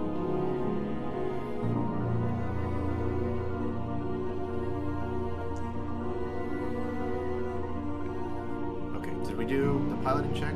Justin's piloting check? Yep, we've done piloting checks. We're doing the stunts. No, now, though. That's what I'm saying. Like, did he do his Oh, piloting yeah. check? Yeah, what do you want to roll that, Justin? Yeah. 17 plus 2, 19. That's Okay, successful. 19 is successful, so you were able to do your thing. So I guess what was the goal? That we move through his square? Yeah, we would move through. Wait, I'm still on measure. Move through one hex occupied by an enemy starship without provoking a free attack. During the following gunnery phase, you can select one arc of your starship's weapon to fire at the enemy vessel as if the vessel were in close range against any quadrant. So I feel like I remember that being the big thing, is that you can choose its weakest quadrant, which you guys would know is either port or starboard, and attempt a shot at him, and then If we go straight to where we're at now, though, we don't move through it square at all. I mean, I guess. you could have made a slight turn. That full 10. I mean, you could get there in 8, right? You could get there in 10 and still This come is a there. full 10. I just, since the tail is kind of in some of these spaces, I think it's it's only like the one right square. next to it. So, I mean, does it? I mean, we could just.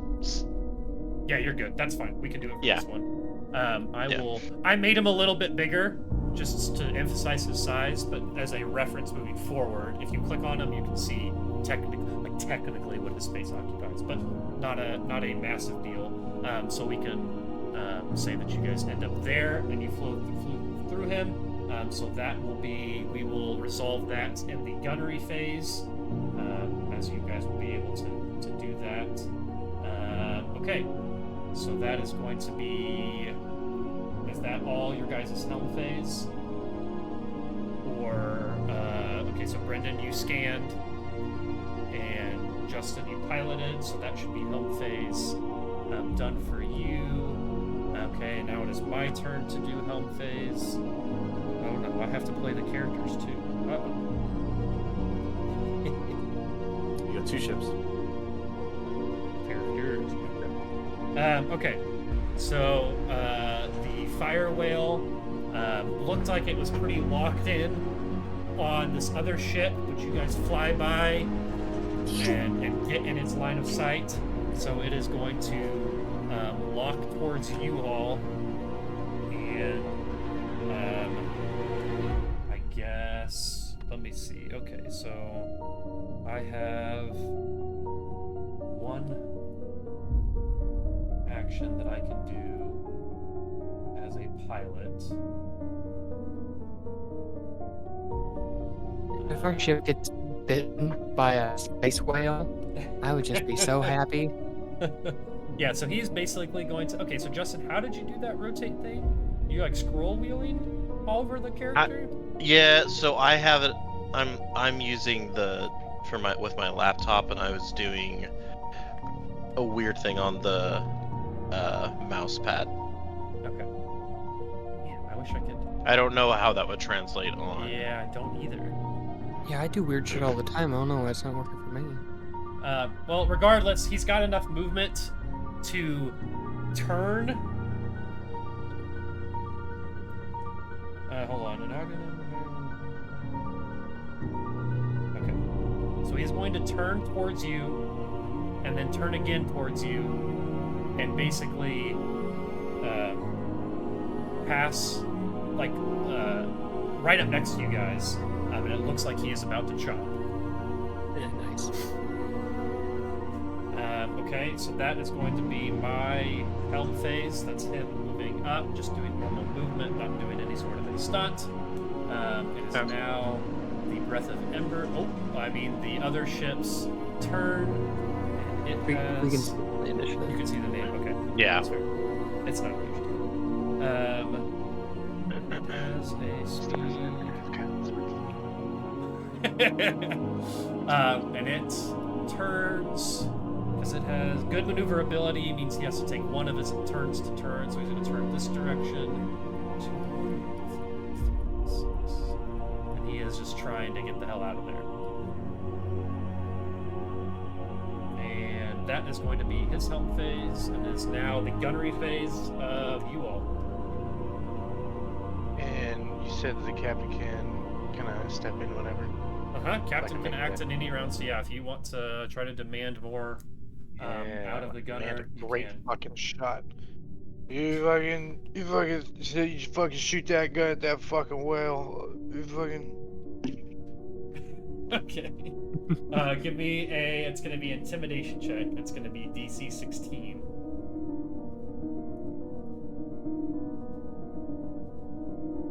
19 plus my intimidation, which is 7. Okay. 20. 26. Wow, if this was Starfinder or Pathfinder 2E, that would be a critical, but it's not. And I think there's no critical success in this game. Hey, you got the power. That's true. Okay, so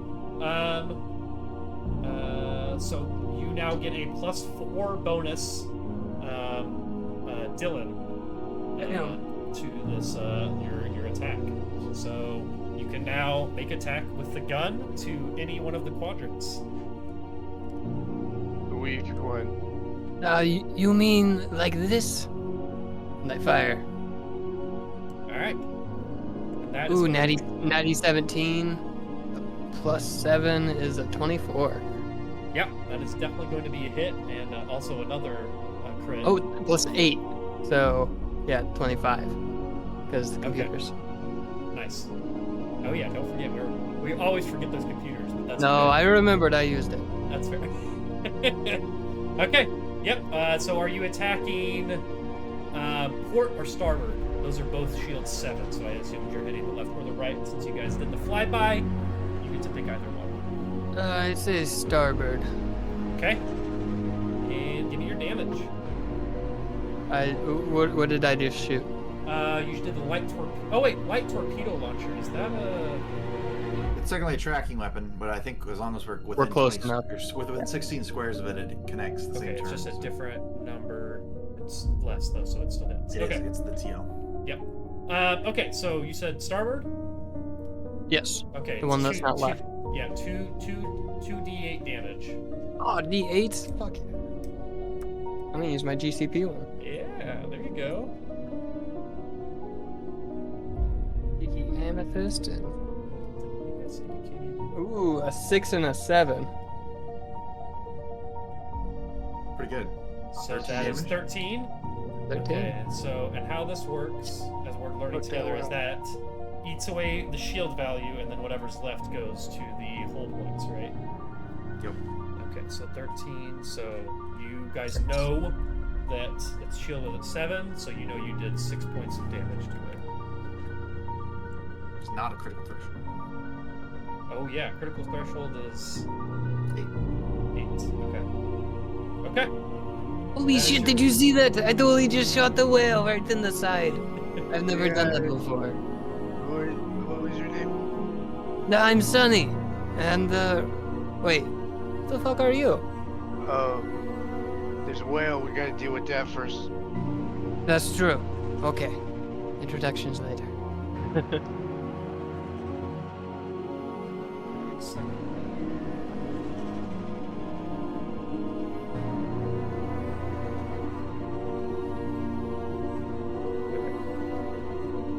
Alright, it is now the...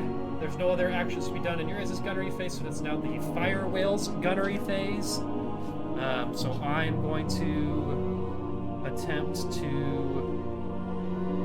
bite. So he's just going to try to smack down and bite into you guys. And I hope that I remember how to do this. Actually, so it has the... God, the good news is going to have Ripper special property. Should be if you're looking at Infestus, you can hover over it. I didn't add this creature to the... He was a living creature, so it was not too big of a pain to try to get added. Special weapons... Fires of Blast...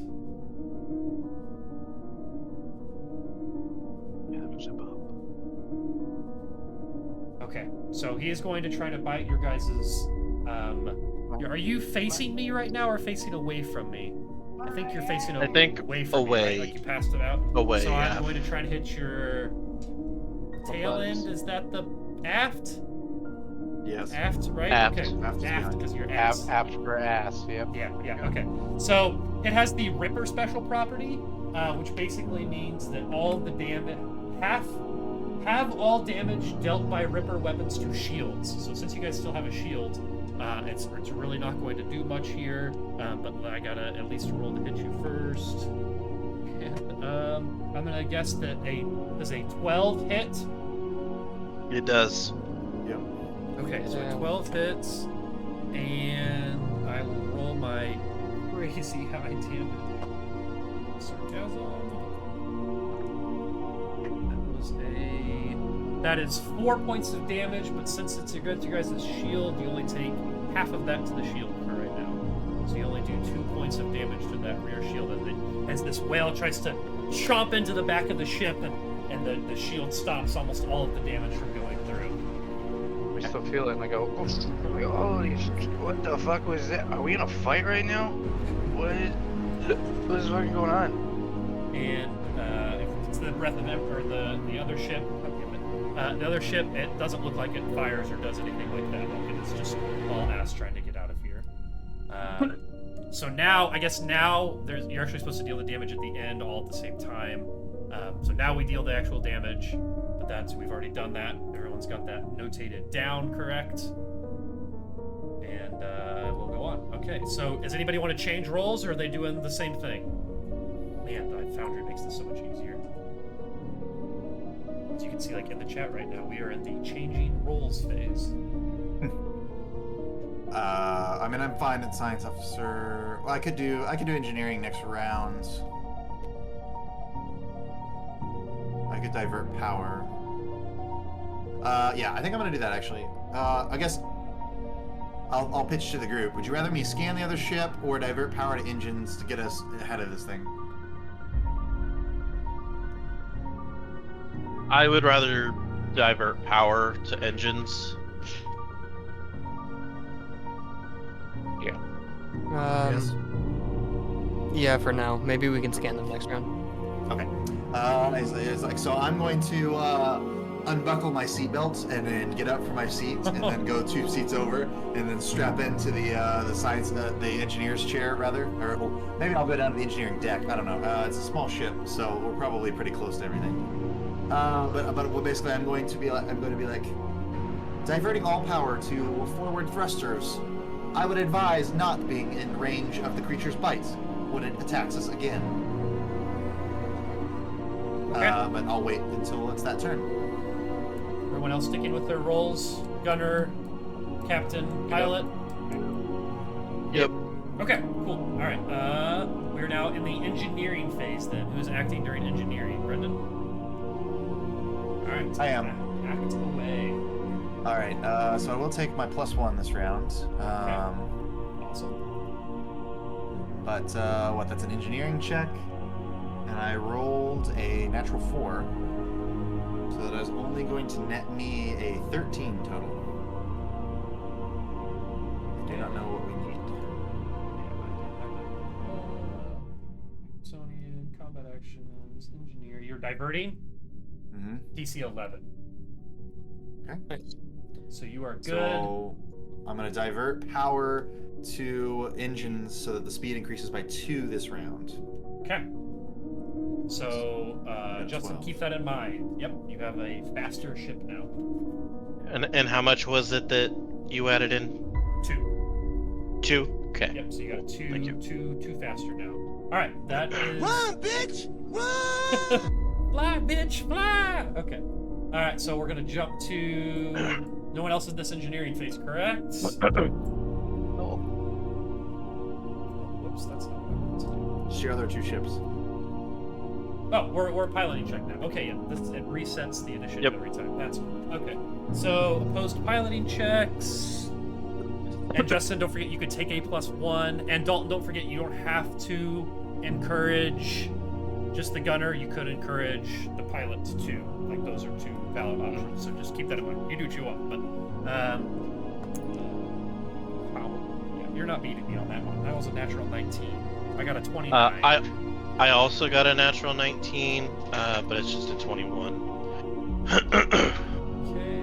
Oh wait, nope. I gave you. Yeah, don't forget, demands can only be used on a specific character once per combat. Oh, is that right? There's also, you might look at stuff in Chief's Mate. There's like acrobatics and engineering, or acrobatics and athletics checks that you can make. Or science officer, magic officer. Yeah, I get the feeling that we don't have a skill monkey in our crew. I'm currently at all of the commands. All right. So it is the helm phase, and the mystery ship gets to go first, and it's kind of looks like it might be sputtering out, but it still moves forward a little bit. It looks like whatever's going on with it, it is slowly dying. So that is all it is going to do during its helm phase. It is now you guys.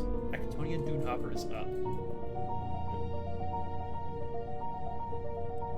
Okay. That's what we put this thing. Yeah, for sure. Could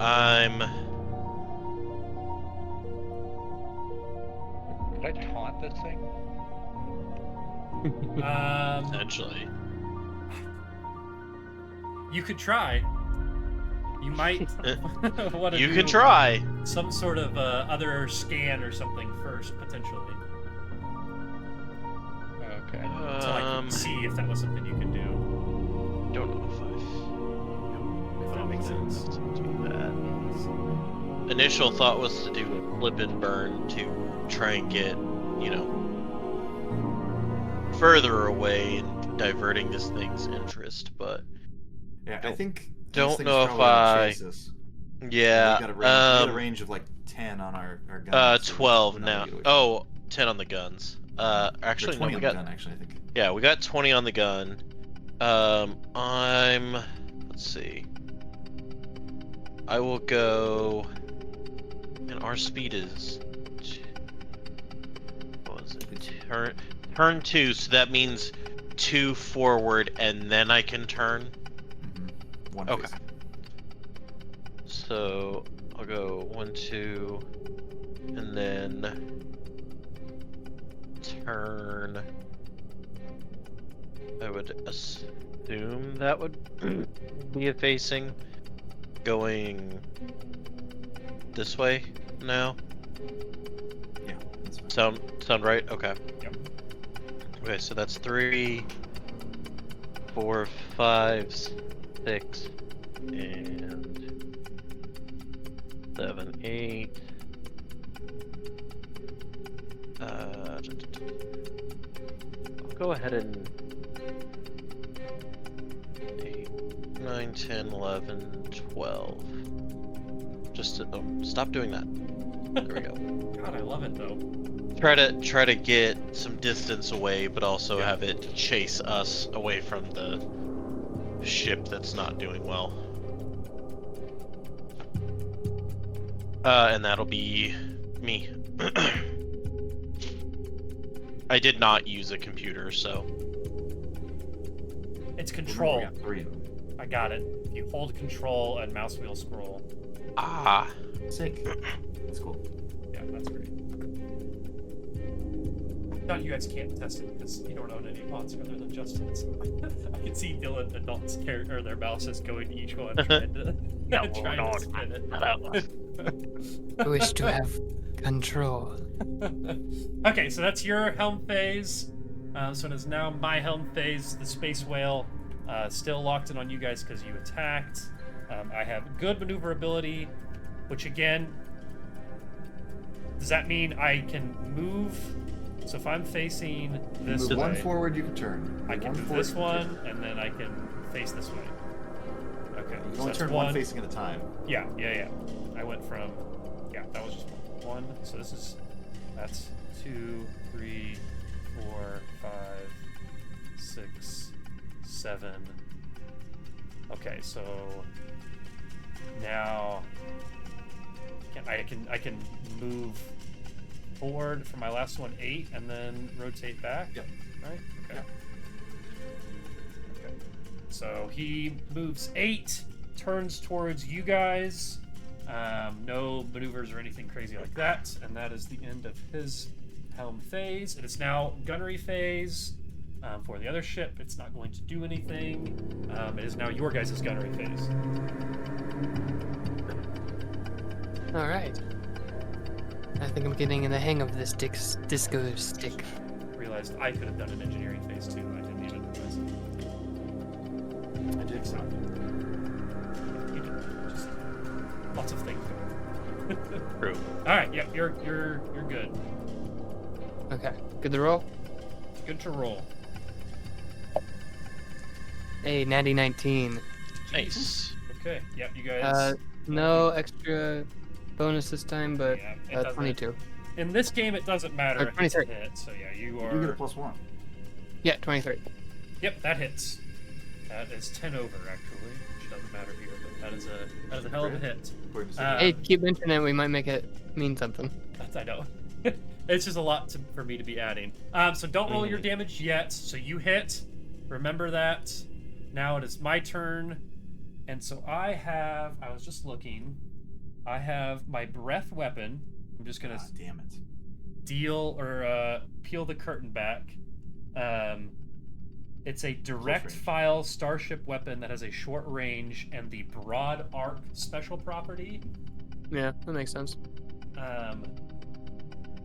But I don't. So it says I can broad arc as a weapon with the special property can fire in an arc adjacent to the one in which it was installed with a -2 penalty. Yeah. So So I you think- can fire it off front or starboard or port. but Okay. Let's see. If I wonder if there's a good it way doesn't for me to matter. see You're what in my front of us. is my. We're in front of you, so.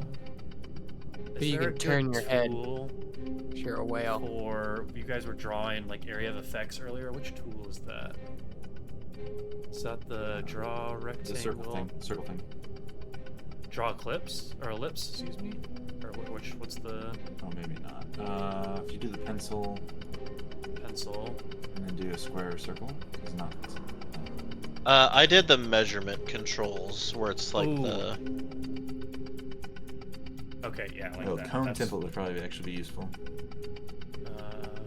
Cone template. Okay. Yeah. So if this it's is on this is my- your forward. Can you see my I cannot. thing right now? Oh yeah, I can. You just have to let go. Okay. And that's my Jesus. So range.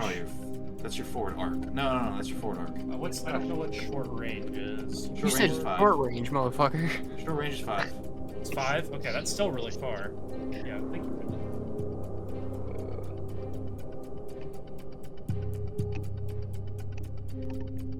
Okay, cool. So I hit you guys. So, or I'm going to We're attempt to hit you. We're exactly Hello. 5 squares away. Just you're measuring. Okay. We're in your arc, and we're 5 All squares right, away. but I still have to roll to hit that. Hit that shit. Hit that shit. Oh, it's just my gunner. I was like, where do I know what the fuck? Okay, he doesn't actually have a very good to hit, to be honest with you. He got to be in Fallout. Does an 18 hit, and you guys are facing away from me again, right? Oh yeah, I mean definitely. So that's gonna hits. be another aft hit. I can't. Actually, hold on. I can do this. Yeah. Okay. Does that hit? 18 hit your guys' aft? Yeah. Okay. Alright. So. I mean now a we 12 are hit in- earlier, so. That's fair. Okay. So we are in damage phase now. So everyone, roll your damage. I will let you guys know what I got. As soon as I should just read these kinds of dice out. That's what I need. I shit you not, I rolled a 1, a 1, and a 1 on 3d4. Ooh. So 3 points of damage to the aft. 3 points of fire damage to the aft for you guys, and then You what took did 9, 9. Okay. sir. 9, and Two that of them. was Front. Probably right to the dome piece. You said we took 3 damage on that. Okay. Yeah, so our shield. aft, our aft shields are wiped. okay. And you got, where did you say you hit me? On starboard? Dome piece. It probably would be the front. Okay, front. I don't was think we have a 9. choice of. Okay. So you know that my forward. Well, I guess you know my forward only had 8, so you know that I took a piece of damage on that. So. Yeah. Still not damn. Critical for sure. Okay, so it's every that number of every. It's not you have to do that much damage all at once. Right. It's every time you lose 8 hit points, something starts malfunctioning. Okay. I think something I have bad the happens chart. if you lose. If you Yeah, lose more than that, it's like a. I have the chart for it. So okay, cool. All right, so that is our damage round. We are back to changing roles. Is everybody good where they're at? Want to move around? I'm do good. any more scanning or anything like that? Are we there? Is anybody gonna do a scan? Are you gonna do a scan, Brendan? It doesn't look like we need to now that the ship is more or less stalled. We can always just go to them whenever we're done. Yeah. Okay, no roles changing. Engineering phase. And I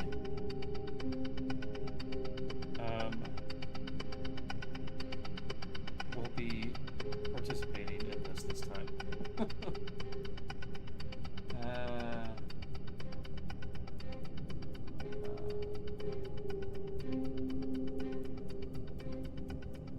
10. Okay, so that's 11. I want to.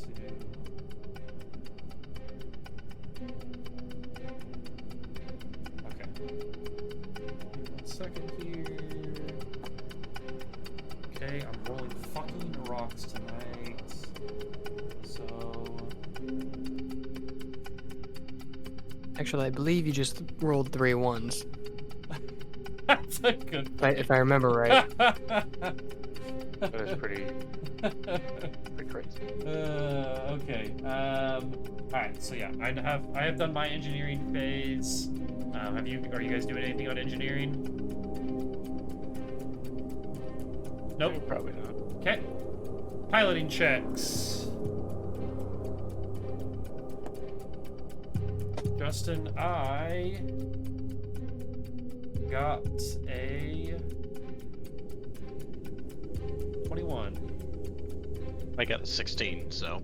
I am going to go ahead and just remove this ship from the combat for right now because, like Dylan said, he has pretty much stalled out there. What was your value? Sorry. 16. 16. Okay. So you will go first again. Okay. What would you like to do?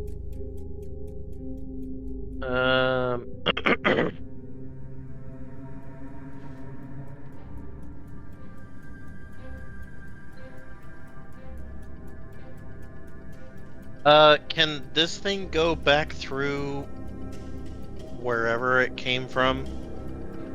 Like, is that something that I can lead it back through? You wouldn't know necessarily. Like you said, you've kind of heard that maybe things have gone through it but have never come back out, so you don't really know what it's like. But that's certainly a check you could roll. It would probably be a mysticism check, though. I've got nothing in that. Yeah. Okay. Then I will say, actually, and I should have said this earlier, reading again, when the whale gets close to you guys, let me ask this: does anyone have any sort of telepathic abilities, like kind of like speak in their mind, like, you know, has the ability to sense any sort of telepathic frequencies? I should have asked that at the very start because that comes up in one way. No, okay, that's fine. Only in flavor. What's that? Only in flavor. Okay, that's fair. So when he gets close, though, you do, like, your computer's almost like freak out just a little bit when it starts getting close. Like, even right now, like, it's close enough that it's almost like it's giving off some sort of a broadcast or something like that. Interesting. You could frequency, you might say? like some sort of frequency coming off of them. Yeah, there is anyone like outside of phases could roll a computer's check to see if they have any idea what's going on with that. Fucking had me there. Okay, since we don't really know anything on that, I'll just keep flying around. Okay. I'm gonna go ahead and let's do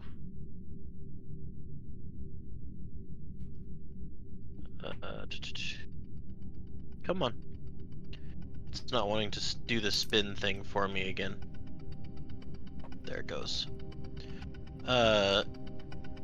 Turn face and I only have 10 movement now, right? Correct. Yep, you have not. 5, 6, 7,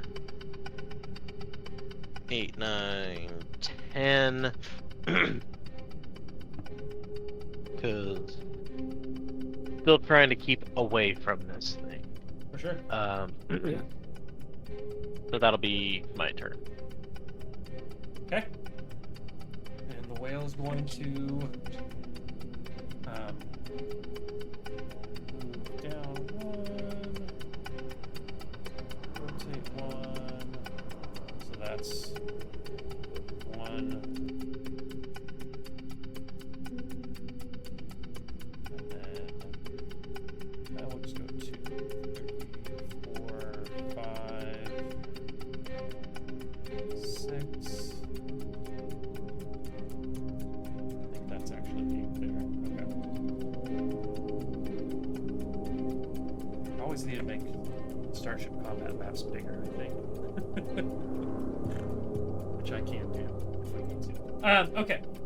So that'll be all that he will do. He's facing down towards you guys. It is now the gunnery phase.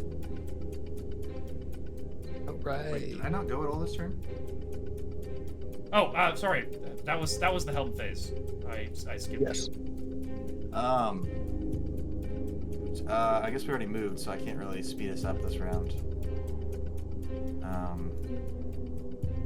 You divert power to regenerate yeah. shields. We do need that. That's what I did. Yeah, we do need shields in the back. Yeah, because the let's apt is see. completely out. What does that do? That just gives us 10% back? And it You can- takes it from the other shields. So our other shields go down a little bit, but we get. Well, yeah, we can redistribute or we can regenerate. Divert Oh, okay. gives you restores an amount of shield points equal to 5% of your PC rating. 5%, so that only gives us 1 back. Yikes. So you only have 20 shields I total. remember diverting never being super great, but the balancing always seemed better. Oh, no, wait a minute. We So could- shield points equal to 5% of the PCU rating. Yeah. Oh, what's our PCU? PCU's higher than that, isn't it? PCU is Where here was somewhere. Right? that? Systems. We got a pulse gray. Our PCU is 100, so 5% of 100 is 20 points. Yeah. Am I reading that right? Oh yeah, up to the shield's maximum. So. If you send it to shield, restore an amount of shield points equal to 5% of the PCU rating of We the get starship's power core. So I think we get 5. Yeah, 5% of 100 is 5. Okay, so we can max that whole shield back out. I don't know if we ever did that right in the entirety of the last game. But that's okay. Yeah, I don't think we did. That seems I'm gonna balanced. do that. Okay, so this is the right. Am I in the right phase? I can do engineering stuff right now. Well, engineering is Or- actually the first phase. You actually Okay, so I you didn't do anything. Okay. Yeah, so you could balance. This is the helm phase. Yeah. If you want to say that you were the science officer, that's fine with me. Shield points. And he's not gonna. No one's attacking us from any other angle, and so we Yeah, want I mean that's fine. to have as much. All right, but that just gives us 10% of the current total. So 10%. So we'll move 1.5. We get to move one point to the back. And that really doesn't help us at all. DC. Shift shield points from the shielded one project to shielded other, including to depleted shields. Alternatively, you can add up all the SP from the remaining shield and evenly distribute them to all 4 quadrants. So you could take them all and divide by 4 and then split them all evenly for balance. Just a DC 10. Oh, maybe not DC 10. 1.5. DC 11. Oh, okay. Yeah, we can add up them all. Okay, that's fine. We'll do that. We'll redistribute. It's kind of a gimme for me. That's Cool. a computer's check. Computer yeah, check. Yep. I got a 23. Yep. That is more than enough. So you balance out your shields. So Justin, add all your shield values up and divide by 4. They should all be even now. And the any extra gets put to the forward quadrant. Like if it's an value.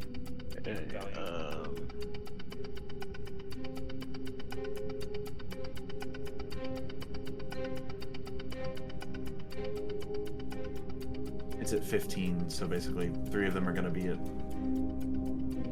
4, and 1 of them's going to be at 3.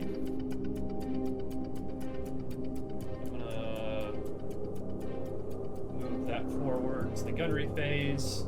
So Dylan, you can fire, and then Dalton, you can act before him still if you want to, or if you're trying to do so. I guess we decided that you can't. Yeah, but we can only band inspire again. me once. But you could try to encourage him now.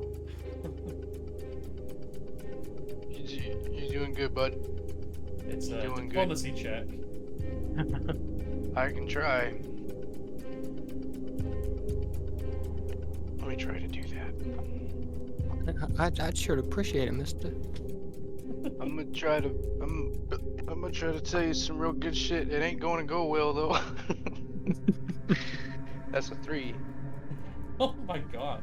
What did you roll? The A total? 2. No. Alright, yeah, so you are not able to encourage. So Sunny. Sonny just looks back. He just kind of stares for a second, and he What- just What are you looking at? he looks back at the gunning position and tries to fire. Oh yeah, cool. Fire away. Ooh, natty 7. So, yeah, 10. With your +1, 2. Oh, 11.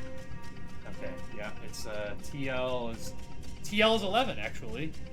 Oh, And Just so. attacker or defender wins or attacker wins, generally speaking. Usually, if you meet the AC, you Beat get the it. AC, beat it. Okay, yeah. So that actually that hits. That's dumb, but okay. I mean, it's not. It was I'm odd. glad. It was Yeah, odd that's because destiny. you're captain. That's Your captain told you to do it good. Yep. it's all- 8 points of damage. And this is to my forward, I would assume. Yep, right to the Forward has face. Nothing. So 8. So that's gonna definitely be a critical threshold. All right. So I take 1 critical threshold, right? Brendan, that's how it works. I'm gonna have to get out of the habit of doing that, by the way, where I just ask you what the rules are. So at any point you can tell me to stop doing Theoretically, nobody should ever be in that habit. that. Well, I know. I try not to do it at all, personally. In a perfect world. Man, I definitely do it for Starfinder or for Pathfinder. Okay, so Brendan, actually, will you give me? It's a D100 roll to see what system gets affected by this. 66. 66 is Nice. going to be my heart, in case you were My heart. curious. And Engine? that condition applies to all engineering Broken heart, actions except when patching or repairing. Got it. So, I don't know what the equivalent of that is, but that is okay. So, it's weapons. Okay, so that's going to be. That's dumb. It doesn't tell me. Okay, never mind. We're good. All right. Nice shot. Okay, and then he is going to attempt to fire blast you again. And that is going to be a 14 to hit. And a 12 hit before, so that's a hit. Yup. So let's do my piddly damage. Yeah, keep them coming. Okay, that was better. That is 7 points of damage to your aft.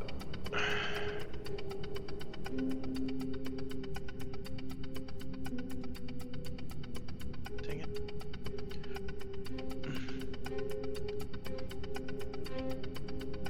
Got to get back into the habit of how to modify like HP in Hephaestus. You said it was 7 damage total? Yep. Okay. 7 points. So what it is.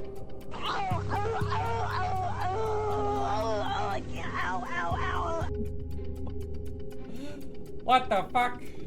Okay, Starship take critical damage. According to my readout, the heat is reaching critical levels. We are taking damage. Also, Did anyone tell the pilot that we were borrowing his ship? Who's the pilot? It was a series of rash decisions. Who's the John. pilot? With 2 ends. Perhaps with 3 ends. We didn't quite get to the bottom of it. Excellent. Okay, damage, we've already dealt that. Changing roles. Anybody changing roles? I think Brendan, Negative. at this point, you're the only one who kind of bounces around. God. Yeah. Nobody else has If engineering someone- or computers? If you're gonna do a scan on it, potentially, I can help with that if I go to Chief Mate. Put a manual Yeah. realignment. Oh, get a scan. You guys know that there's probably not a lot more for you to scan for this, Yeah. but you could Yeah. potentially, I don't know how far your If I could get range is on outside the ship, scanning, you could scan the other ship. Can you do the maintenance panel thing so I can divert power to 2 different systems? Sure. Is that a doable thing? It's acrobatics or athletics? Yeah, I'm good with both of those. Okay. I'll do engineering stuff this time. I'll try to divert power, but I'll try to do our speed, and if he succeeds, I can do another system, so I can do shields maybe too. Oh yeah. I moved to shipmate. I stumbled my way over to the shipmate panel.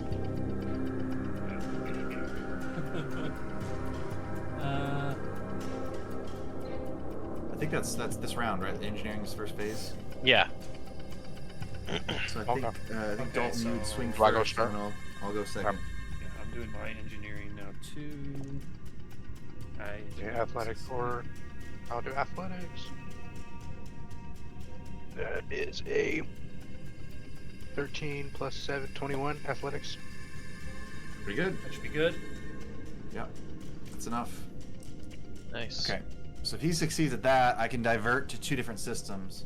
So I'm gonna try to divert to 2 different systems. I'm Hey, gonna did you know if you move the thing over there, you can it it can He's just- He's in the main It'll- electrical box for the ship as we're flying around and doing things and just like pulling wires out. And it's just if like you do that. And I was like, the protocol manual states that you should not. Oh dear. Oh. And I'm like, diverting power as best I can despite everything that's going on back there. And I'm gonna get a 22. That should be plenty good Nice. enough. So that means that we get 2 additional speed this round, and we get to restore shield points equal to 5% of our PCU rating. So we just decided that's 5 shield points, and they go. They can distribute them across all 4 quadrants as we see fit. So we can choose where they go back. I'm gonna say if we can, just put all 5 back right behind us. And Yeah. then full speed ahead. Get out of this range. And you said that we do have the 2 extra. Got 12. Yep. Got 12 this Okay. round.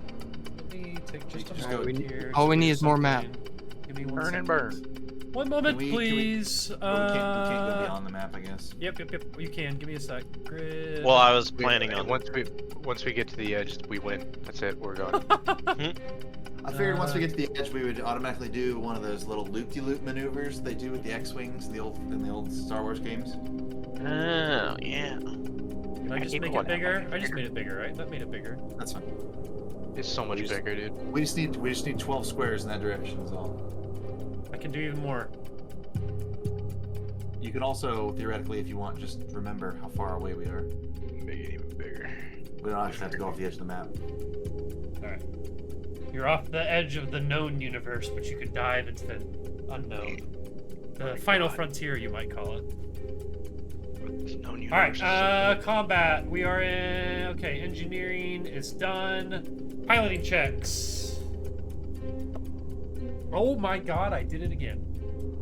Oh, I 17. did it again. 29. That is the one. Oh. I rolled another natural 19. Plus 10 piloting. The whale lives in space. It's kind of its thing. Okay, so you guys go first. Let's kill this Mobius dick. Wait, it says... Okay. mark this. Gonna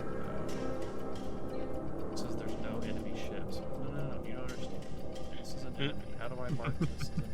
No, they have a broader Enemy perspective. whale. Target disposition. Hostile. Update. Oh, it's red It's now. complicated. He got red. Did it? No, it's definitive. Although the other thing is red though too. I would like it to be yellow at least, so that we know that we're not screwing up.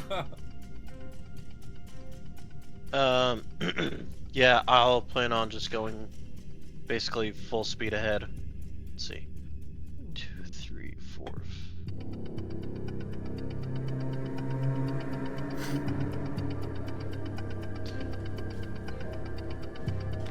So this gets me to 10, but I run into a wall bigger. at 10. Bigger map. If you want, we just remember that we're 2 squares off. Yeah. the left. That's fair. So yeah, Just do this. Hold on. Put yourself back.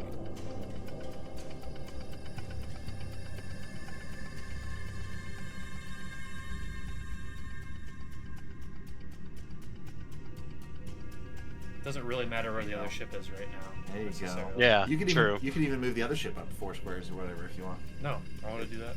It's empty space. It's all relative. Yeah, What is it'd up? be What do you mean by up, Brendan? Let me download the XYZ axis module for Foundry, and we'll play Up is everything in above my head. three-dimensional space. Are we gonna start doing 3D starship fights? I'm going Okay. down, baby. Yeah, like 3D chess. That'd be Oh. pretty Like, cool. get those But, sets. and okay, just so now convert 'em. Justin, move yourself forward 10. Or however many. Full square, straight round, baby. Get some distance between us and this Well, thing that only has 5 squares of 3, range. 4, 5, 6, 7, 8, 9, 10, 11, 12. Okay. Very nice. Very nice. Alright, it is now oh god damn it. It's my turn. Oh god bless America. Ah, you piece of junk. And I'm proud to be an American. It's not a piece of junk. I just don't know what I'm doing. Okay. Exactly. Hey, we're not sponsored yet. We can say whatever we want. Okay, Everything is Foundry's ass. done. Till they pay us not to Okay, say. now you're doing helm. Now it's my turn to helm. Okay, so I can move down 2, 5, 6, 8. Okay. You guys got some really good distance on me that go around. Is anyone else acting in the helm phase? No. Nope. Okay. We are now to gunnery then. Shoot your bitch ass missiles at me. Yeah, and Tony's actually getting a little comfortable with it. He's like, okay, I see the similarities. I can see how this can be that, and making connections. So he's gonna fire with a bit more confidence. Ooh, and that's where it bites him. Gets a 7. 7 is not going to hit. So you fire a tracking. Okay, how far does the tracking move? Are you far enough? Are we far? These- It's 20. 10, right? Yeah, it's got our light torpedo launcher has a range of 20 hexes and a speed of 16 hexes, I think. Okay, so it's definitely still hitting. Got it. In one round. We're missing. I think for both the range on the weapons and the range in the sensors, I think you can even attack outside the range. It Just just like suffers the normal range penalties. Minus 2 penalty every time. I could be wrong though. Okay. So I can the see whale is like tries breathing out fire, but you guys are not close enough, so it just doesn't do anything. And so it's just continuing to try to swim at you. And at this point, you guys could theoretically keep this up, right? Right. So you guys could just keep flying away. It's not ever going to catch up. You're not going to. We could sit here and roleplay it the whole time, but I think at this point we're going to, unless you guys think that you would do anything different, is the intention to continue to attack this whale until it seemingly dies. My question to you is, if we keep flying away and stay out of the range of it, is it going to keep chasing us because we're moving, or is it going to go back to the other ship and destroy The other it? ship, it looks like it has sputtered out, but this is a very primitive beast in the sense that whatever was attacking it, it's going to lock in on it. Is anyone else going to help that ship while we're drawing this thing out? None of the other ships or even wants to make it out here. You guys can try to hail back to the space station and ask it, but the reason that they sent you guys out here to start with is you're really the only capable ship of, going out this far. I kind of think of it like Nowhere from Guardians of the Galaxy. You know how they took the mining ships out? They really weren't meant to go out into deep space. That's kind of what their ships are like. They're meant for getting around and getting some data, maybe going out to the portal, maybe, but they're not really meant to go out farther like you guys are right now. I think anything. So no, they're not. I think Justin meant, is there anything else that we could do to help them while we're doing this? Which I don't think so. we're No, I mean you guys can try to hail them. You could try to hail them. Well, I think we'll just need to lose this creature. I think if you kill the creature, then you can go back. Yeah, absolutely. We could have it follow us and then maybe lose it just out in space. That's true too. Yeah. Like we just. If you got okay, so we'll go this way. So do you guys kind of continue to attack it for a little bit, or is there a point where you maybe stop attacking it? Well, I guess Sunny would bring up that question then. Okay, let's play Do we it out. really need to be just shooting this animal now? I mean, we've got to net out the. I will note again. Yeah, I mean, it doesn't look like it's just a space whale. It's got all sorts of weird cybernetic shit going on with it too. And then you got that signal. If anybody's got computers checks, kind of as you were getting close to it. If anybody's got a computers check, yeah, go ahead.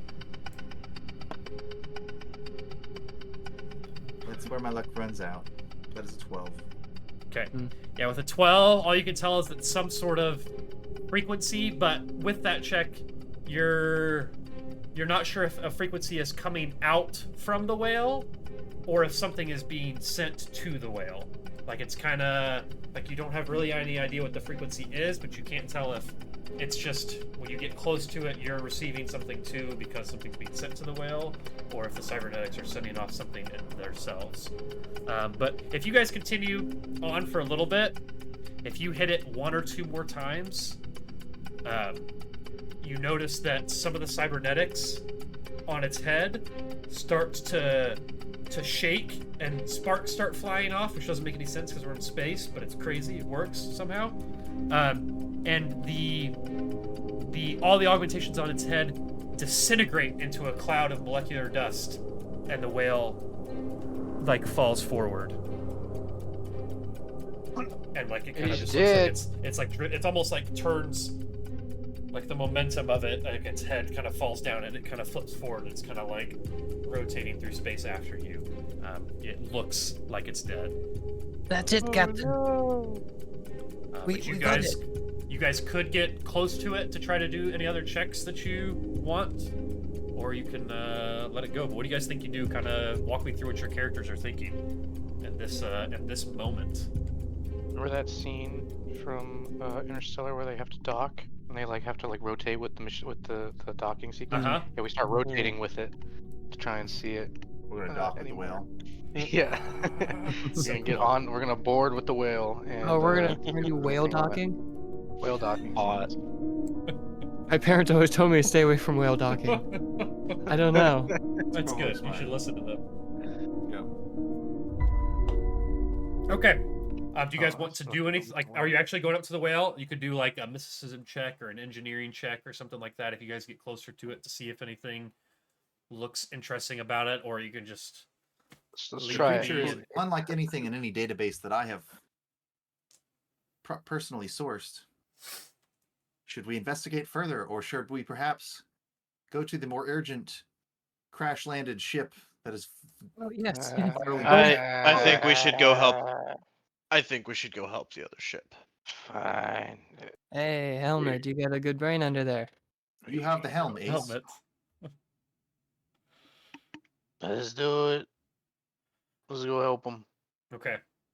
So if you guys start flying your way, it's more theater of the mind now. If you start flying your way Fire a few more missiles at the towards whale this as we ship. leave. Blow its head off and then leave. Do you guys want to initiate a scan as you're coming up on it? Like you're still a little ways Yeah, out, so I'll you can scan it. initiate a scan? Okay. Yeah. Scan that ship. Yep. All right. That is a 24. Okay. So as you guys get Nice. closer, you can see that it looks like, and you can tell from the scan that the ship's comms were damaged by the whale's attack. So even if you were to try to have hailed them earlier, you Even probably if our wouldn't have been DM able told to us to get hail through. him 6 times, Yeah. we wouldn't Well, have I been just able want to. I to. just want to make sure everyone knows the options. God damn it, I'm so bad about that. Mhm. Um. It looks like there is some sort of living creatures on board, but it's like very strange signatures. There's like some sort of magical interference going on. But I can give you the normal stats too. It's a medium transport. It's got an average maneuverability speed of 8. It's got 70 HP to it. AC and TL are both 13. Basic shields 40. A bunch of those are knocked down though right now. It looks like it's got a particle beam on the front, a flak thrower on the aft, nothing on the turret. Pretty heavy duty power core. But again, it's not really like anything that you guys have seen before. So like as you're Okay. coming up, even like battered and blackened by the assault, the assault, the ship remains. It's like a work of art. Curves and spines of gleaming brass combine with dark plating to give the ship a feel that's half architectural and half like almost insectile. It looks like there's oblong domes that are set in the top of the ship like eyes. Opaque enough though that they are hiding whatever secrets are inside of it. And there's some writing along the bow. It looks like it's in Ignan though. Does anyone speak Ignan? Sure do. I speak ignorant every day. I have proficiency in multiple different languages, including Ignan. Okay, so if anyone who can speak Ignan sees that it does say "Breath of Embers" on the side of it. Can anyone give me a mysticism check? Yeah, I got you. Okay. No. 12. Okay. Even with a 12, you're able to tell that it really does look like this ship came from the plane of fire. Like all of the architecture on it and sense.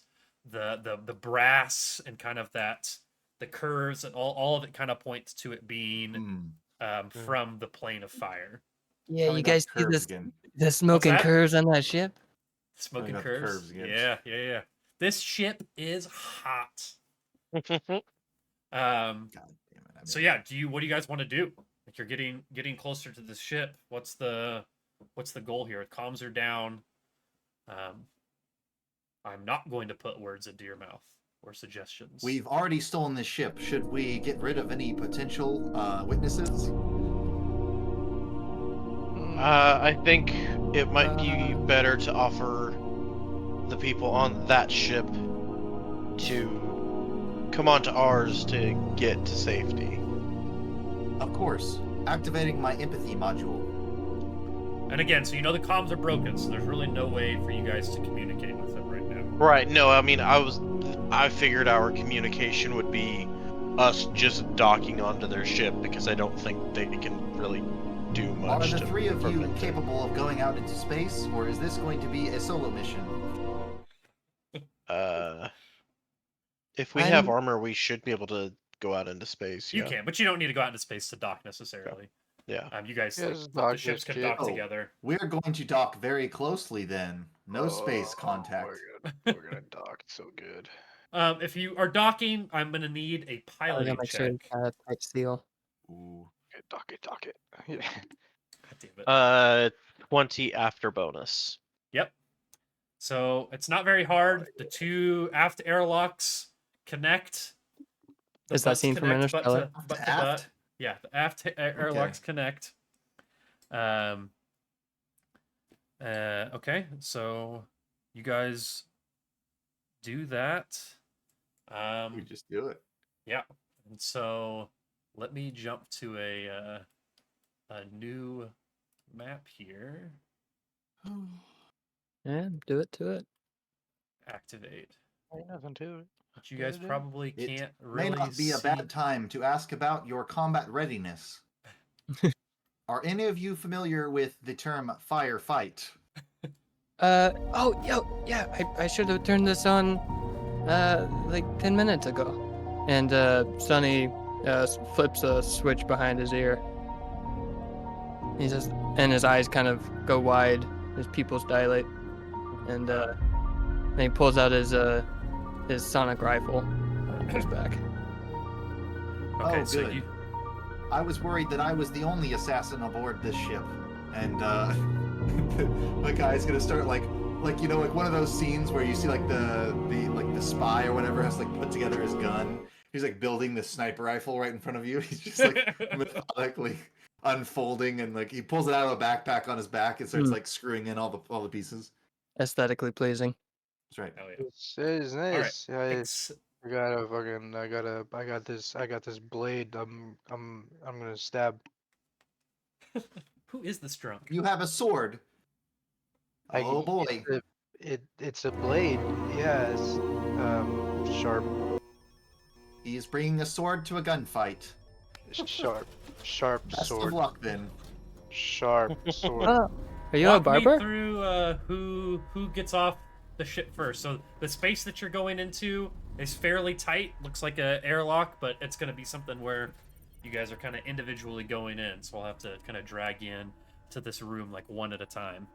But let me know I who. vote that the Blade Boy goes first.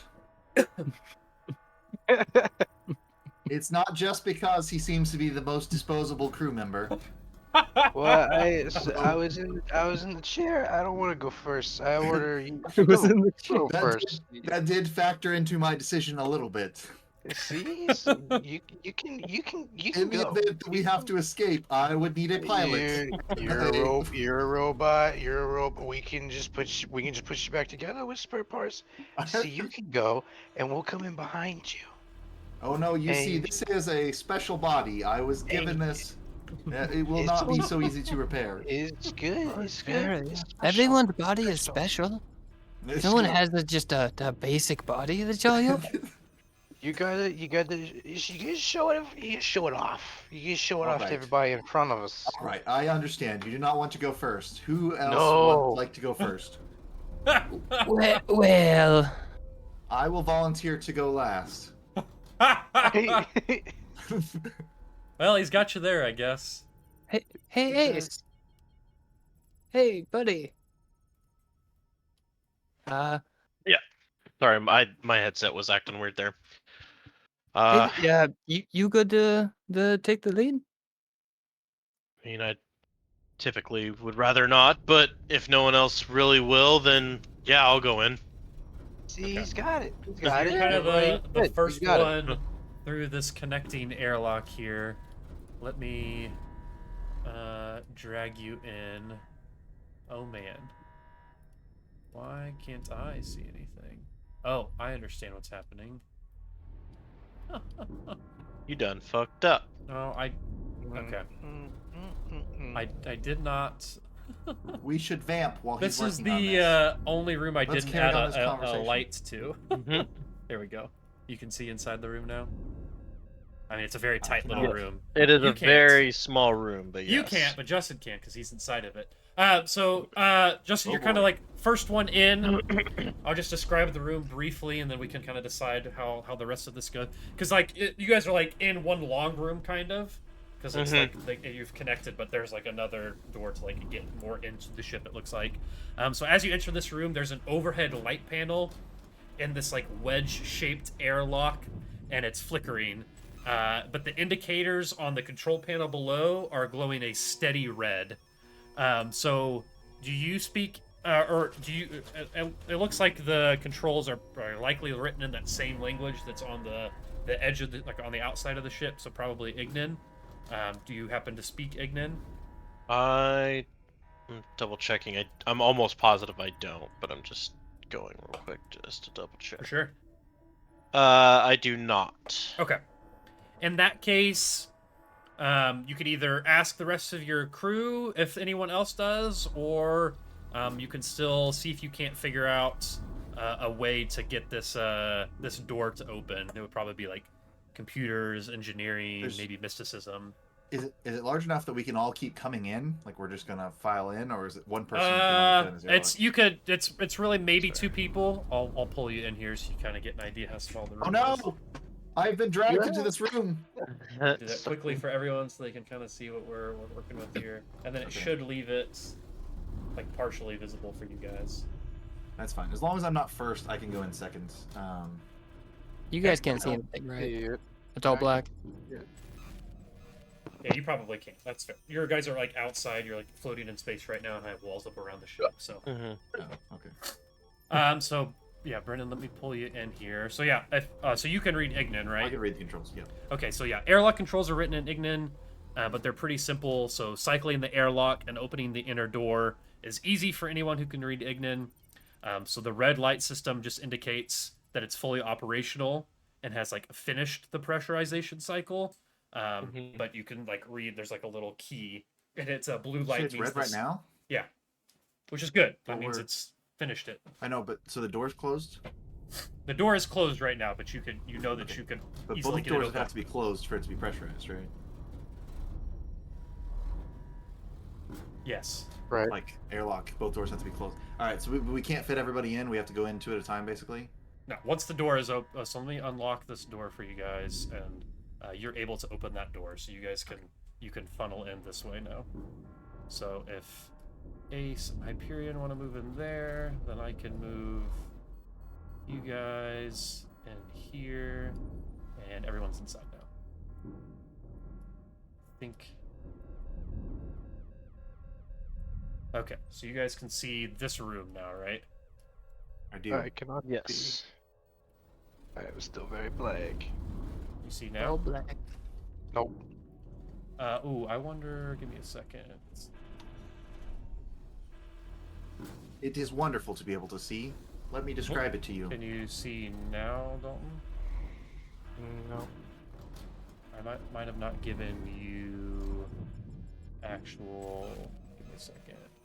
Configure Austin ownership. messed up. Eyeballs. I don't have Dalton. actual eyeballs. Yeah, can't I see you know, shit. it's funny you say that. That's I hate it actually when that happens. that's actually what it is. There you go. Now you have eyeballs. I did not enable Hey, vision for your yo, I token. fucking I see. totally get what Brendan means. It's like, why can't anybody see anything? This game's terrible. No. Okay, so let me... It's complicated. It is. It is so complicated all the time. All right, so let me describe this room real quick for you guys. Thanks, buddy. Oh, actually, Hello. why don't Who's you there? guys, as you guys were coming through, give me like in that first airlock room. Why don't you guys give me a perception check? Perception.